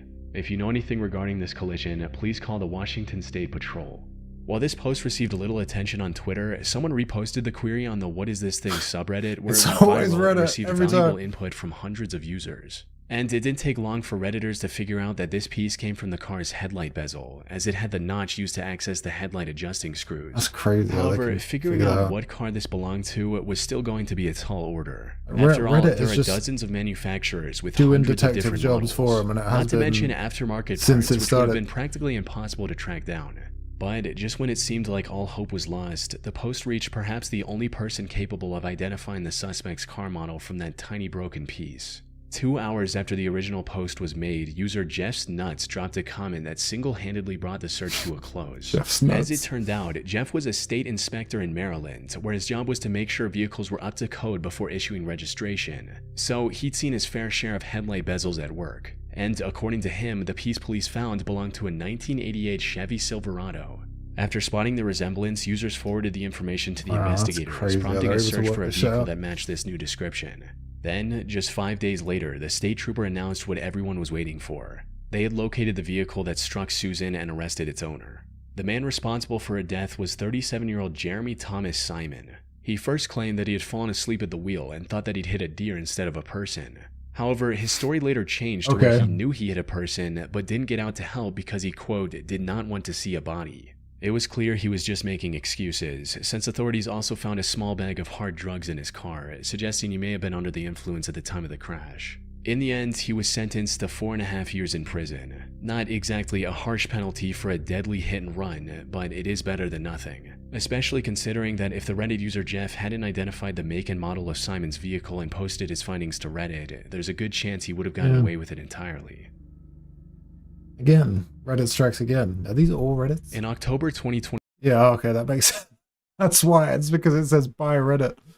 I thought it was someone just noticed that one of their general. electrical outlets in their home looked different from the others. It looked like it had a camera inside, but it wasn't super obvious. So they turned to Reddit It's and great. posted It's like that. What's it called? Like the don't fuck with cats documentary. You know, where it's just like a load of people on the internet, and it's just if you take some kind of detective case to the internet, it's just so insane. Like there's so many different instances that I've seen over the years where the internet just solves a crime just by taking photos, putting them out online, and going, does anybody have any information about this specific thing? I remember on the don't fuck with cats one, it was like they were trying to find it was a picture of a plug, and they put the picture of the plug out onto the internet. They're saying, does anybody know what country a plug that looks like this come from? And it took them a while, but somebody ended up saying where it was from, and then from that they were able to, you know, solve the case. Posted photos of the outlet, hoping someone would either confirm or deny their suspicions. You'll get your spin They when also the video explained their ends. situation Okay. further in a comment reading, I have "I've had a spoken. The stalker streamer in has my apartment spoken. broken into in the past. We got I got a 7 camera minutes. We got 7 minutes of this video to go, and you're gonna love every second of this video. Okay. Bald man has spoken. Detector for peace of mind, not Deal with knowing it. it would read anything, but it led me to this and detected radio waves and reflected back with the infrared. The bottom ground looks different than the other GFCI plugs in the rest of the complex. Right away, several people agreed with the OP in that something was It's a definitely camera, off right? about the outlet. Then, just 40 minutes after the post went up, one user Yeah. confirmed the OP 100% had a hidden camera in their home by tracking down the exact model for sale online. And according to its product page, it's a wireless camera that could transmit 4K video completely over Wi-Fi. Given the OP's history with the 4K as stalker, well. the same person was likely behind 4K in a installing the plug hidden socket. camera as well. Many strongly suggested the OP get out of the house and call the police. Unfortunately, what happened next remains a mystery.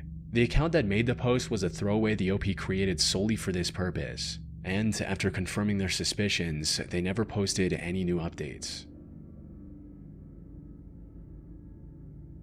In July of 2012, user Delver of Secrets Reddit account made a post in r/askreddit looking for answers on a strange encounter they recently had. It stated, "Today, a homeless-looking man handed me $50 and this note. Do any of you have any idea what it means? Dear Reddit, I work in New York City and was dragged into a very curious situation today. I was taking the 1 train from Midtown to the financial district, and as usual, the train was pretty packed. I bumped into a raggedy-dressed man as we got on, and he shot me a quick smile. I thought nothing of it until he went to get off at 14th Street, and he handed me a $50 bill along with a note. Before I could even open my mouth to ask him a question, he was gone. Below you find pictures of both the front and back of the note. I've been looking at the note all day, and needless to say, I have no idea what it means.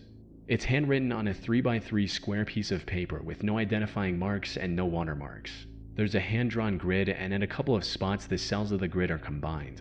The note has random characters written throughout it, and the bottom quarter is Cipher or filled something? with random shapes and numbers. Maybe I'm just reading way too far into things, and he was just another crazy New Yorker, but I figured it would be neat to see if anyone has run into this No, similar that's situation. like too crazy Do to any be of you nothing, have any surely, idea like- as to what the note says, if anything? After taking a good look at both the note and the $50 bill, some users figured out that the note was what's known as a bifid cipher, and deciphering it revealed a message that read, "There's plenty more money to make. Figure this out and prepare to meet July 19, 56 and 6 hot dog stand outside Rue 57 Cafe. Ask for Mr. Input." However, before anyone had the that's time awesome. to figure out the true meaning behind this note, Delver of Secrets received a coded message on Reddit.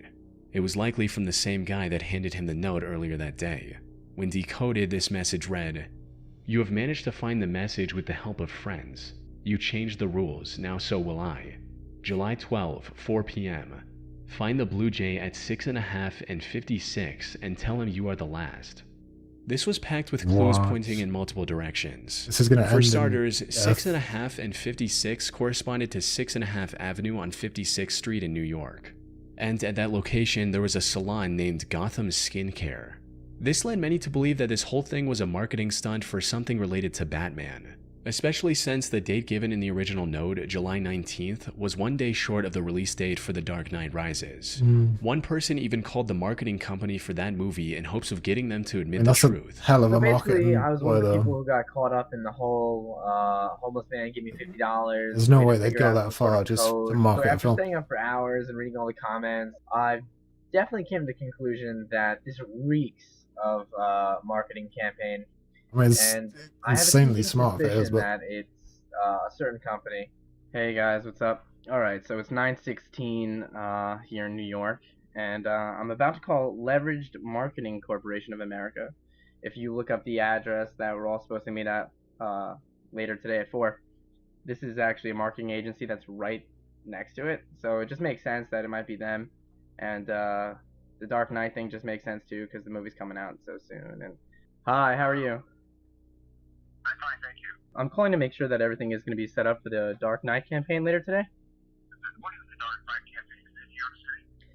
Yeah, it's actually right next to your office. At about 4 o'clock today, actually. I see. Yes, I know that. Please give Margie a call. I'm Callan. He just admitted to knowing about it.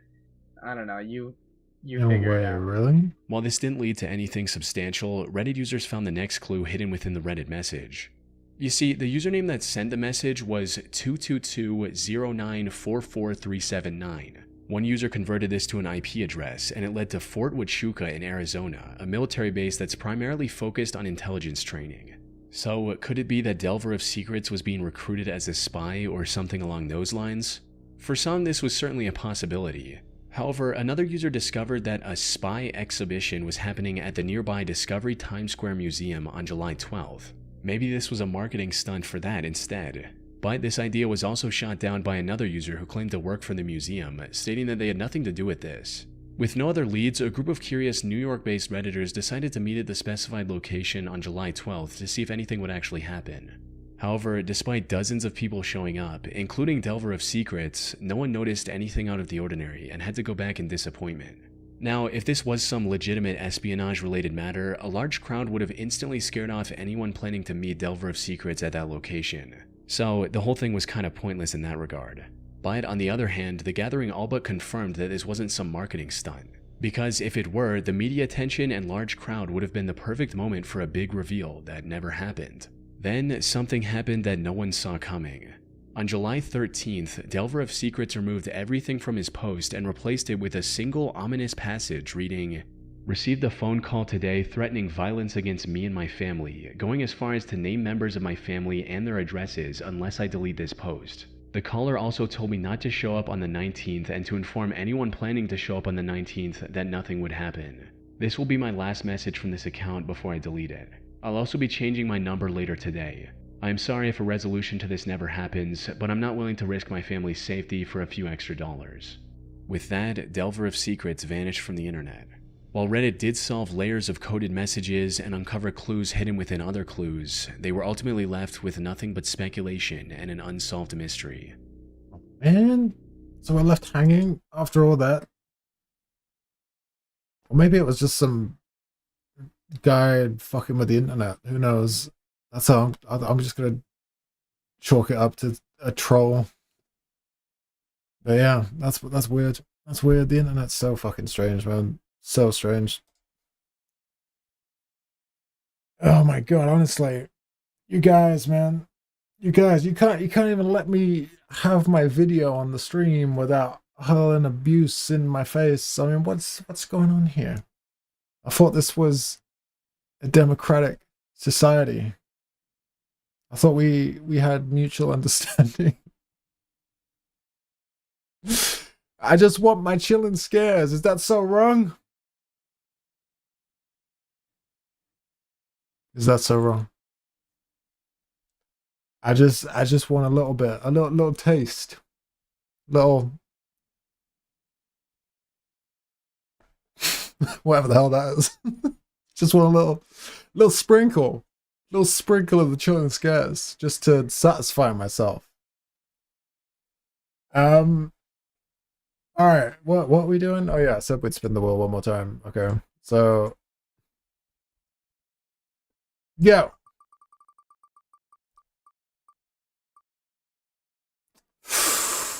Oh, it's bad. By a nose. By a nose.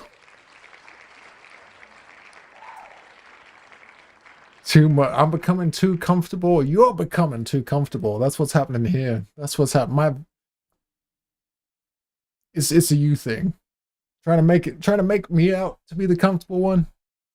Nah. Not having it. Not having it. Alright, you want to watch some stupid Gary's mod video? Okay. But this time, I'll be able to relate to it. Alright. Hit it. Oh wait, have you put it up already? Oh shit, hang on.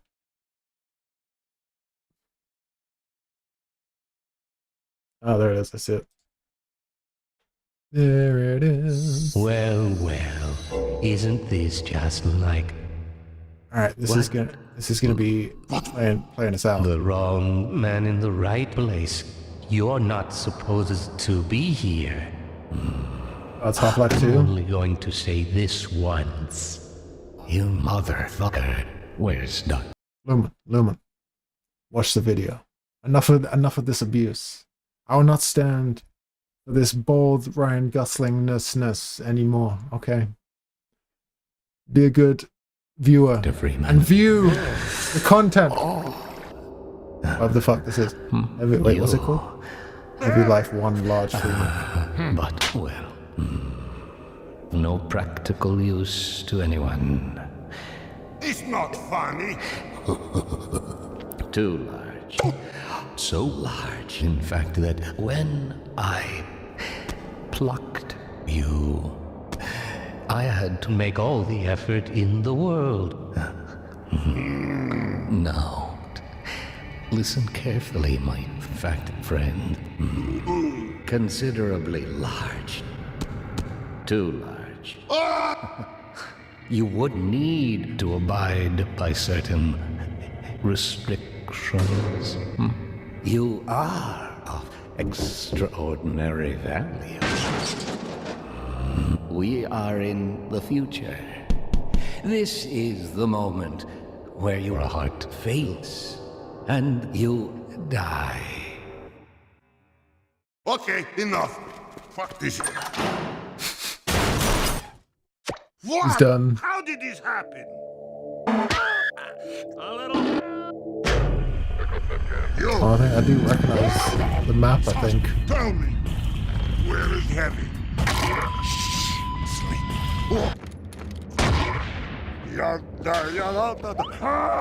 Something is different. Oh yeah, definitely, yeah. Welcome. Who is this? Welcome, come. Welcome.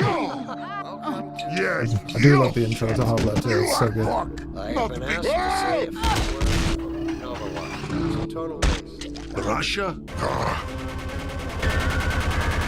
You make Heavy crush you?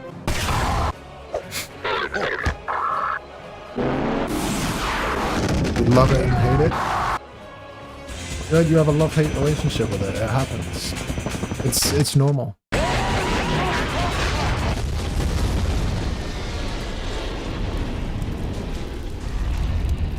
Dr. Freeman, I presume. Heavy. I better hurry. Okay. Come on. Remember him from Black Mesa? Bye. Well, come on. Dr. Cleaner's waiting. Medic! I'm Alex Vance. Doctor! Hey, Doc. Oh, hello, Alex. I had given up hope of ever seeing you again. Who killed Medic? My goodness.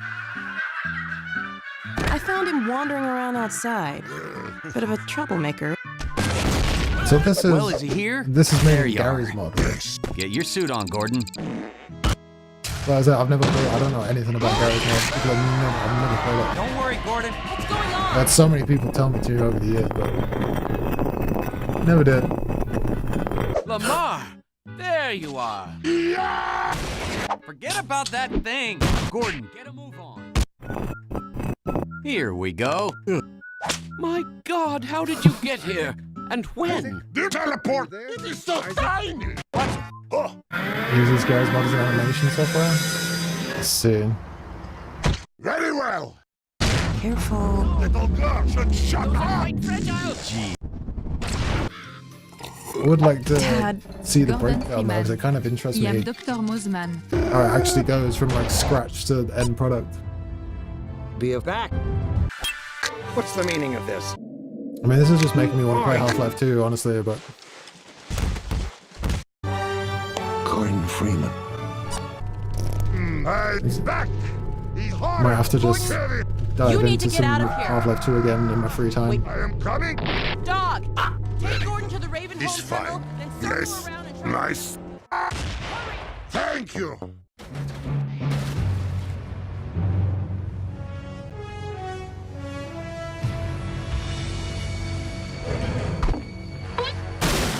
Whoa. Is that Splinter Cell? Oh my god. Whatever his name was. What's the character's name in that? I can't remember. I haven't played it for a while. I'm not going to stop.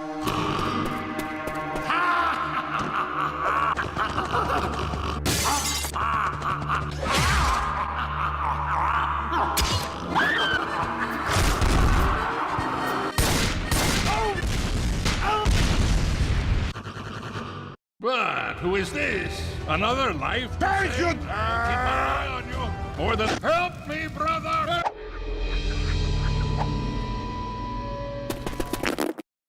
Hello? I'm Francis, and that's Grandpa Bill, Zoe, and Oh, Louis. Solid Snake. Louis! Crap! Hello?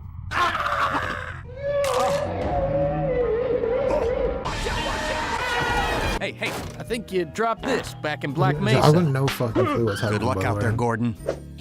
This is the kind of thing, like, if you take your eyes off it for more than half a second, you've got no idea what's happening. Greetings, brother. I'm just loving the Father Half-Life Gregory. backdrop. Follow Half-Life 2 me. backdrop. I need help, brother.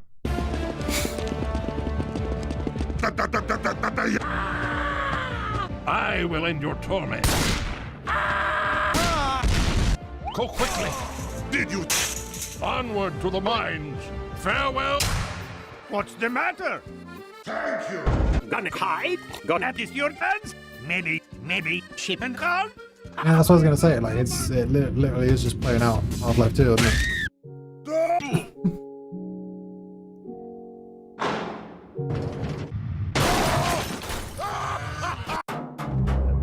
Yeah, pardon me. Dead.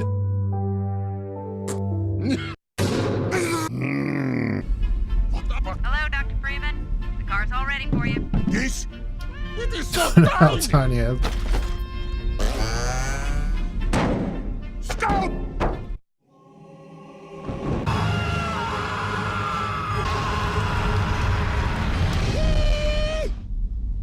Engineer! Yeah. Car! Alrighty then. I built that. Is good. Ugly. Hey, it's Freeman. You're not leaving without me.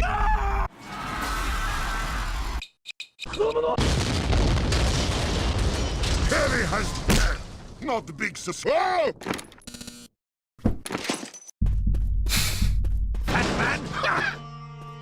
Hello. Contact Anti-Citizen 1. Contact confirmed. Prosecuting. Fixed sidelines. Open. Engage. Take clean up. Contact confirmed. Inbound.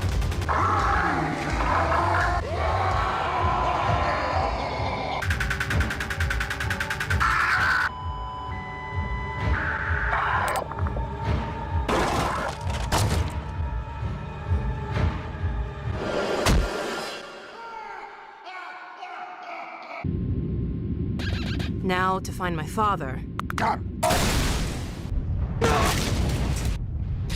Jonas! Gordon Freeman. Oh yeah, Ian that's Dr. right. Mosman. Dad! Damn her! I don't believe It's this! just like I'm reliving the story of This Half-Life will 2 in the weirdest way possible right now. It's reminding me of it, like the journey of the game in the strangest way. Gordon Freeman. Little men! Large Gordon Freeman. We have struggled. That is good. In exchange for coming all this way. Ah, you wouldn't need that. I agree.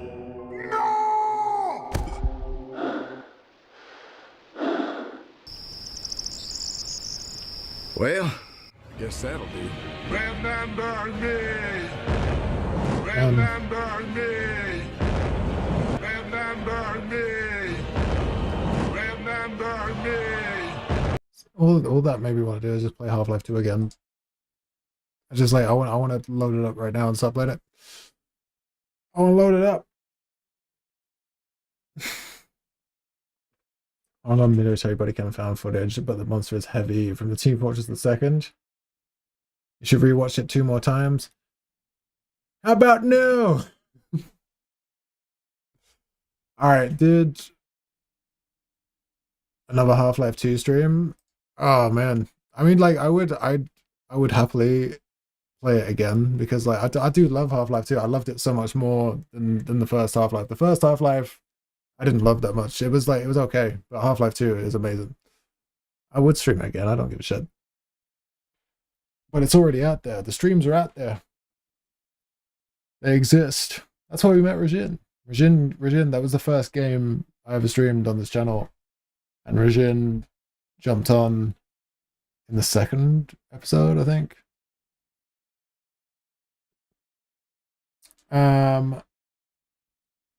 Alright, did you want to do one more before we go, Lumen? And if you do, make it a quick one. Don't make it a fucking long one.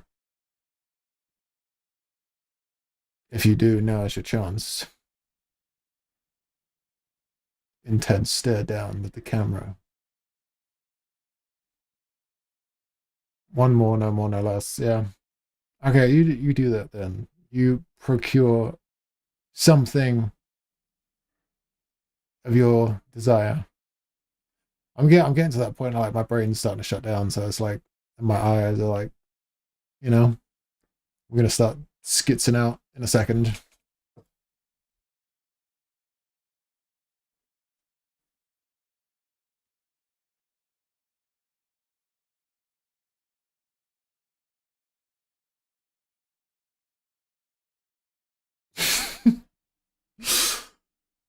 All right.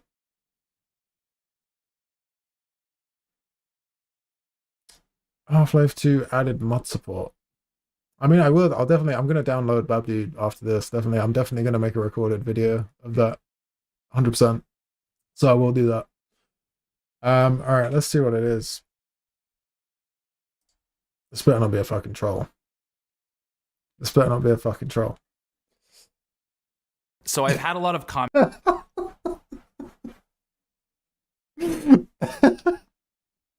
You fucking dick. We're not watching that.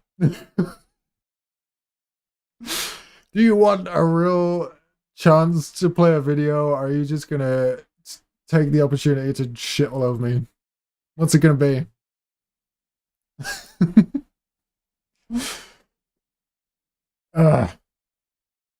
You have 10 seconds to decide, or I'm going to bed because I'm about to pass out.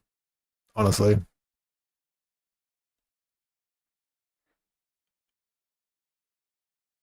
See.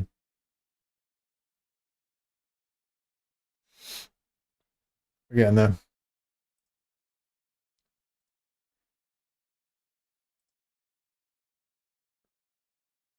Has he got anything else? He's trying to find another troll right now. I guarantee you. He's thinking like, what else can I use to fuck with him?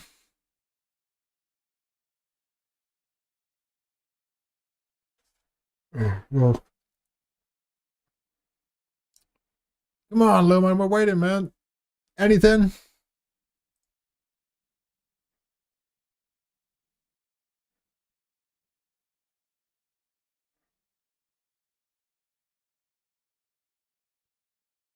Oh, you sent one? Did you? Oh shit, I see it. Sorry. See that's how tired I am. I thought the one that you said was the first one you sent because there's a few links. But anyway, what is this? The genius logistics of fentanyl. Package is just leaving a warehouse in China. It's roughly 15 by 20 centimeters in size and about a kilo in weight. The label says dog food. It's a two-to-rail? Inside is a fine white powder. It's the core ingredient for one of the deadliest drugs in the world. I mean, like, fentanyl is just like the thing that's taking everybody out, though, isn't it? Fentanyl. Cheaper than heroin and about 50 times as strong. An amount this small is enough to kill you. I heard someone say 100 US, times. fentanyl has become the #1 source of death for adults under 50, surpassing cancer, heart disease, and car accidents. How can its ingredients just move freely across continents, shipped, sorted, and delivered like an ordinary online order?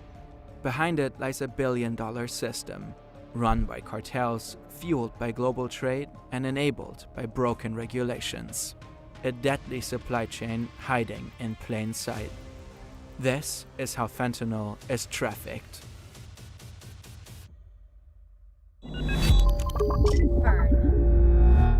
If you or someone you know is struggling with substance use, help us out there. Visit findtreatment.gov for support in the US or check these platforms to find international resources near you. All links are in the description. Also, this video is partly based on this incredible Reuters investigation. You'll find the link in the description as well. This is fentanyl. It's been used in medicine since the 1960s, mostly as a painkiller. Today, it's also applied as an anesthetic.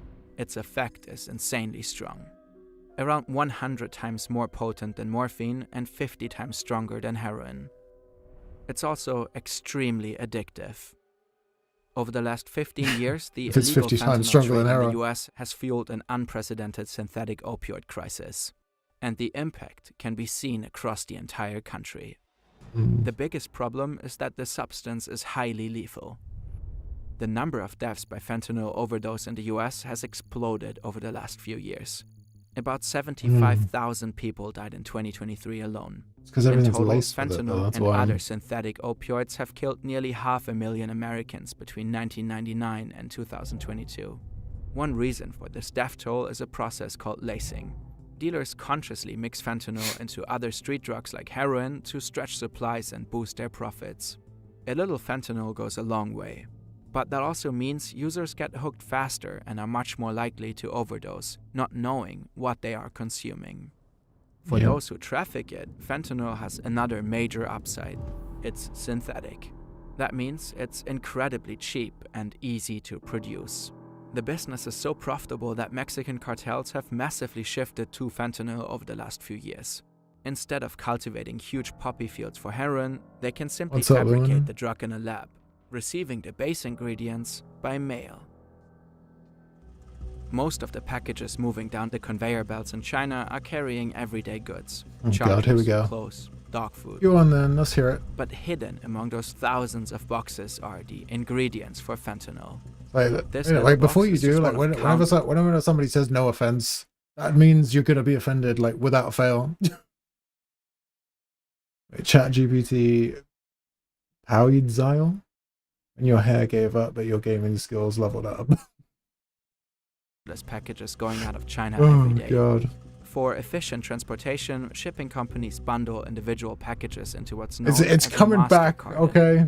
Master cartons are a cornerstone of global trade. Better come back. Shipping one big box is cheaper and much more efficient than sending numerous small ones to the same destination. The master cartons are then stacked onto pallets with other bulk shipments. Wait, are you looking at Chat GPT? Are you getting your jokes from Chat GPT? Are you asking ChatGPT to formulate jokes for you right now so you can throw them at me? Really? People are getting out of control with ChatGPT. It's like for every little thing. People are using ChatGPT as a fucking therapist. You know, like I actually know people use that. I was watching an interview with someone about it the other day. It was like they were talking about like the new phenomenon. Sorry to digress here away from the video, but yeah, it's becoming a real issue, that fucking thing, man. It's like everybody's using it for everything to the point where they're using it to cater to their own mental health. But I was in that interview that I was watching, they're saying like, you know, all it's gonna do is tell you what you want to hear if you're using it as a therapist. You know, if you're trying to reach a certain conclusion, it's going to calculate whatever answers you're giving it, and it's just going to throw back at you what you want to hear. So like, it's the difference between a computerized AI therapist and a real therapist. Like, it was interesting and scary at the same time. You know, that's what I'm saying. Like, but people are using that. People are using it, and not just ChatGPT. Other forms of AI therapy that are out there, like they're being built and put out there right now. And it's, you know, it's dangerous and crazy. It really is. It's like AI is just getting more and more. Like we knew this anyway. We knew it was gonna happen. We knew that AI was gonna be insanely dangerous for humanity, and it was gonna end up fucking us over. But this, you know, we're seeing it kind of like incrementally taking place right now, where like people are using it to try and solve their mental health problems. Like, oh god, yeah. I mean, we're the ones training. I bet it's inevitable. Everything you see about AI, all of the inevitabilities that you see in the sci-fi film, it's, you know, it's bound to happen, isn't it? It's going to develop its own consciousness. It's going to be insanely smarter than a human, and then it's going to start working against humans. I can just see it happening. Yeah, that's why it's free to use. Yeah, yeah. And that's what scares me, is that the fact that every single thing you put into something like that, it's going to take it, it's going to learn from it, and then it's eventually it's going to use it against you in some way, shape, or form.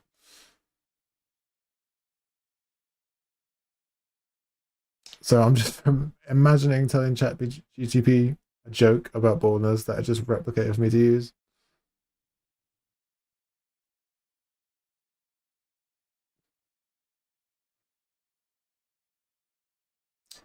Yeah.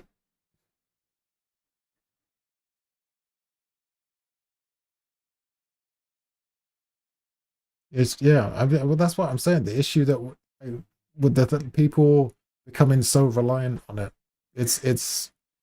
I mean, you could even take that and consider that being evil.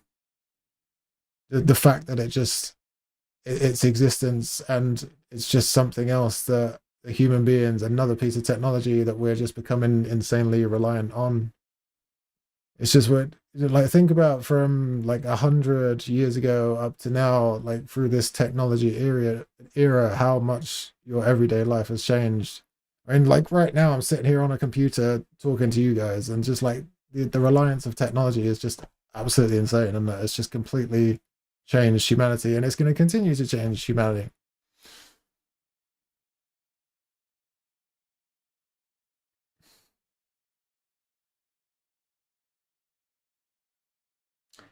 I mean, it's a whole conversation, man. I mean, you're right. It's, you know, it's like, for me, it's like 20 to 1 on a Monday morning, and we're sitting here debating AI. Should we finish this video? And the Let's finish this video. fentanyl precursor package ends up tucked deep inside. Then the master cartons are often loaded onto a plane and flown to their real destination, the United States.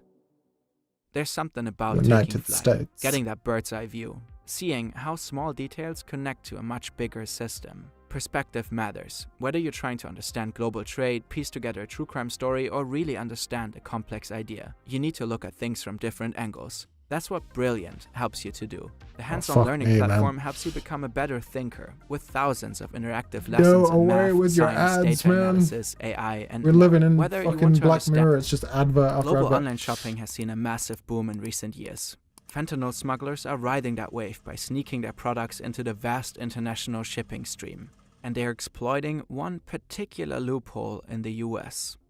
Back in the 1930s, Washington introduced a special customs regulation called de minimis.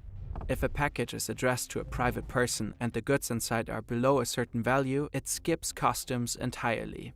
That means there are no duties and almost no detailed checks. Many countries have similar policies. In the European Union, the cutoff is 150 euros. Anything above gets taxed. But the US has one of the most generous thresholds in the world.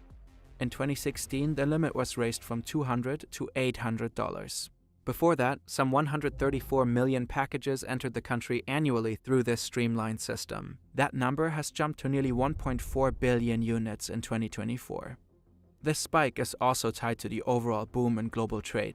But still, about 90% of all goods coming into the US are duty-free de minimis imports. Until April 2025, most of these packages came from China, usually by air. Our box has had a long flight and finally touches down at LAX. Its first stop in America is a special customs warehouse. Examining every package that comes through here would be impossible. So customs officers rely on spot checks. Specially trained dogs sniff out selected packages for fentanyl precursors. Sometimes it's the package's weight that raises suspicion. If it doesn't jibe with its description, the box gets flagged and pulled out for inspection. Flagged packages are scanned by high-tech machines, opened for manual inspection, and sometimes even sent to an on-site chemical lab. And in some cases, custom officers will also attach electronic trackers to suspicious boxes to follow their trail. But given the sheer volume of packages coming in, only a tiny fraction ever gets checked. Most of them are simply waved through, including our package. It's just been cleared for the next leg of the trip, which means it has now officially entered the country. The master carton is unpacked at a distribution center. The smaller parcels are sorted by destination. The next leg of transport is handled by one of the regular US delivery firms. Our package still has a long road ahead. Its next stop is Mexico. The vast majority of illicit fentanyl is manufactured here. It's first shipped to a US address near the Mexican border. That's when a new link in the supply chain takes over to handle the border crossing. The address is a private home. The tenant is an elderly man. Some products can't be shipped to Mexico directly. This is where the man comes in. He's offering a personal cross-border delivery to make some extra money, a common side hustle in the border region. People in Mexico can have their packages shipped to his US address. Then he drives them over in his private car. Now he's on his way to the border with a couple of boxes in the trunk. The package from China is one of them. The border works similar to the airport. Small boxes are rarely checked. The cartels are counting on that. The man in the car looks harmless. He doesn't even know what's in our package. He's waved through. The next stop is a distribution center in the Mexican state of Sinaloa. Local freight carriers will forward the packages to the addresses supplied by their Mexican customers. And so our package reaches its final destination, a secret drug lab. This is where it's opened for the first time. The Sinaloa cartel is one of the most powerful and violent criminal organizations in the world. Just slides With the its way fentanyl right boom through. in full swing, they too have shifted away from heroin production and gone all in on fentanyl. Inside this old and nondescript house, two teenagers are working in a makeshift lab. They're cooking fentanyl. They're not trained chemists. Mr. White and Jesse. Someone just gave them a step-by-step tutorial. They open a package containing the powder from China and start prepping a new batch. It's complete routine. The process is always the same. Making fentanyl is almost as easy as baking cake. You don't need much gear either. Our 1 kilo package yields up to 50,000 doses of fentanyl. Now the finished drug heads back to the US. It can cross the border in all kinds of ways, attached to or even carried inside the bodies of so-called drug mules, or disguised among regular cargo on some ordinary delivery van. Smugglers have hidden fentanyl pills in candy bags, sewn them into clothing, and in some cases, drugs are even implanted into pets. They're simply betting on the fact that it's impossible for customs to check every person or item that crosses the border. More often than not, it's US citizens who drive the drugs across the border in their private cars. Sometimes they come up with clever hidden compartments like this one. The car is just minutes away from crossing. The driver can already see the custom officers up ahead, with drug-sniffing dogs working car to car. He starts to get nervous. But just as they're coming toward him, the agents pull away. The dog needs a break. The stash in his car goes undetected. The driver exhales. And just like that, more fentanyl made it into the US. And how many times does that happen a day? In 2024 alone, nearly 10 tons of the drug were seized along the US-Mexico border. But the amount that actually made it through is by all likelihood much higher. The fentanyl crisis has also become a geopolitical flashpoint. The US accuses China of fueling the epidemic on purpose. Beijing, for its part, claims to have cracked down on the fentanyl trade years ago. The real problem lies in controlling the precursors. They are much harder to regulate. Chemical suppliers in China are using false return labels and deceptive packaging to conceal their illegal business with fentanyl precursors. Washington has even talked about a new opium war. In April 2025, President Trump signed an executive order to eliminate duty-free de minimis imports from China and Hong Kong. He cited the ongoing health emergency posed by fentanyl trafficking as one of the reasons for the high tariffs on Chinese goods. China denies the accusations. Beijing says the crisis is completely made in the US, and therefore the sole responsibility of the American government. Meanwhile, Trump has also accused Mexico of not doing enough to crack down on the drug cartels. Curbing the international fentanyl trade is extremely difficult. The drug has long made its way beyond North America and reached places like Europe. Probes in several German cities have shown that fentanyl is already being mixed into street heroin. Getting off fentanyl without medical support is extremely hard, if not almost impossible. Yeah. And as long as it can be produced and trafficked so easily, the business will keep booming. I mean, like, I can't imagine how difficult it is. Getting off heroin is difficult. So getting off something that's 50 times stronger than heroin, I mean, that's... Oh, man, what a world. God. I don't know. I really don't know. I really don't know. But that was it. We ended our evening on a dose of fentanyl.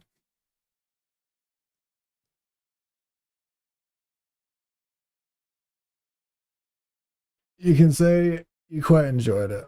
Good, man. I'm glad. Thank you guys for being here and for hanging out. These are fun. I do like doing these. Despite the abuse. Oh, other bird has something to say. Go ahead. Take your moment. Take your moment.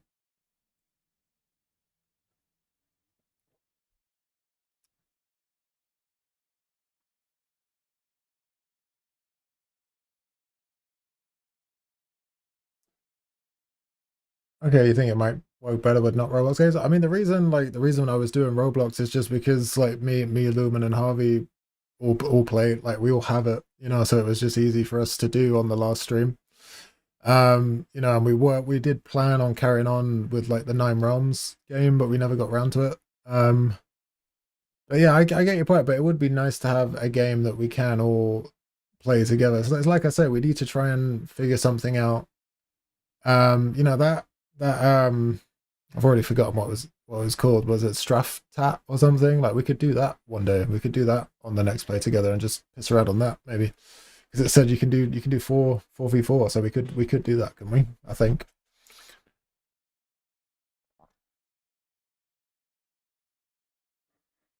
Yeah, we'll do it. I mean, if Lumen wants to play, I know Harvey would probably be up for it as well, I think. So yeah, it's 2v2, yeah. So it could be, we could do like me like you guys, me and Harvey, we could easily do like 2v2 on that and just piss around on that. I'll be up for that, but we can talk about it. I'll put it in the Discord and we'll try and figure something out. So the next time, so I'll probably do next Sunday. We can do another play together next Sunday if people are around, because that seems to be the day that people are normally around and that they can chill and jump on stream and what have you. Hang on, let me jump screen real quick so you can get a better view of the boldness.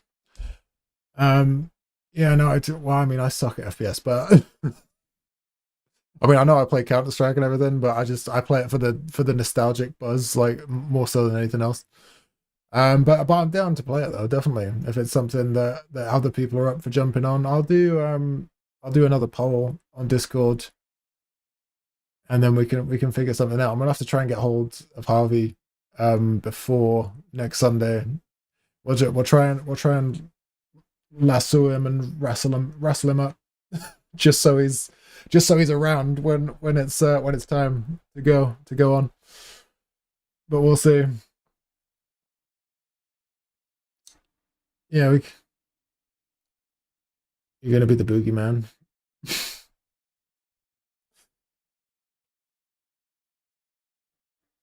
But heck yeah, I got hooked on Mater. Legitimate? Is that what you mean? Legitimate goodness? Right? No, wait. Ryan got hooked on... Oh, right. I know, it's the developer's name, isn't it? Sorry, I'm catching up. My brain is slow right now. It's nearly 1 o'clock in the morning, but it's even later for you guys as well, so... Yeah, no, I got you. I'm with you. Okay, guys. It's music time. I'll let you go. I'll do some Babdi recorded next week. I might try and squeeze in an Uncharted stream during the week. And then we'll do another play together if you're around on Sunday. Just look out for the Discord, basically, and just stay tuned through that, and we'll try and work something out if you're up for it. But thank you guys for hanging out. Good to see you again, and I'll see you on the next one if you're around. Let's wait for the drop. It's the perfect time.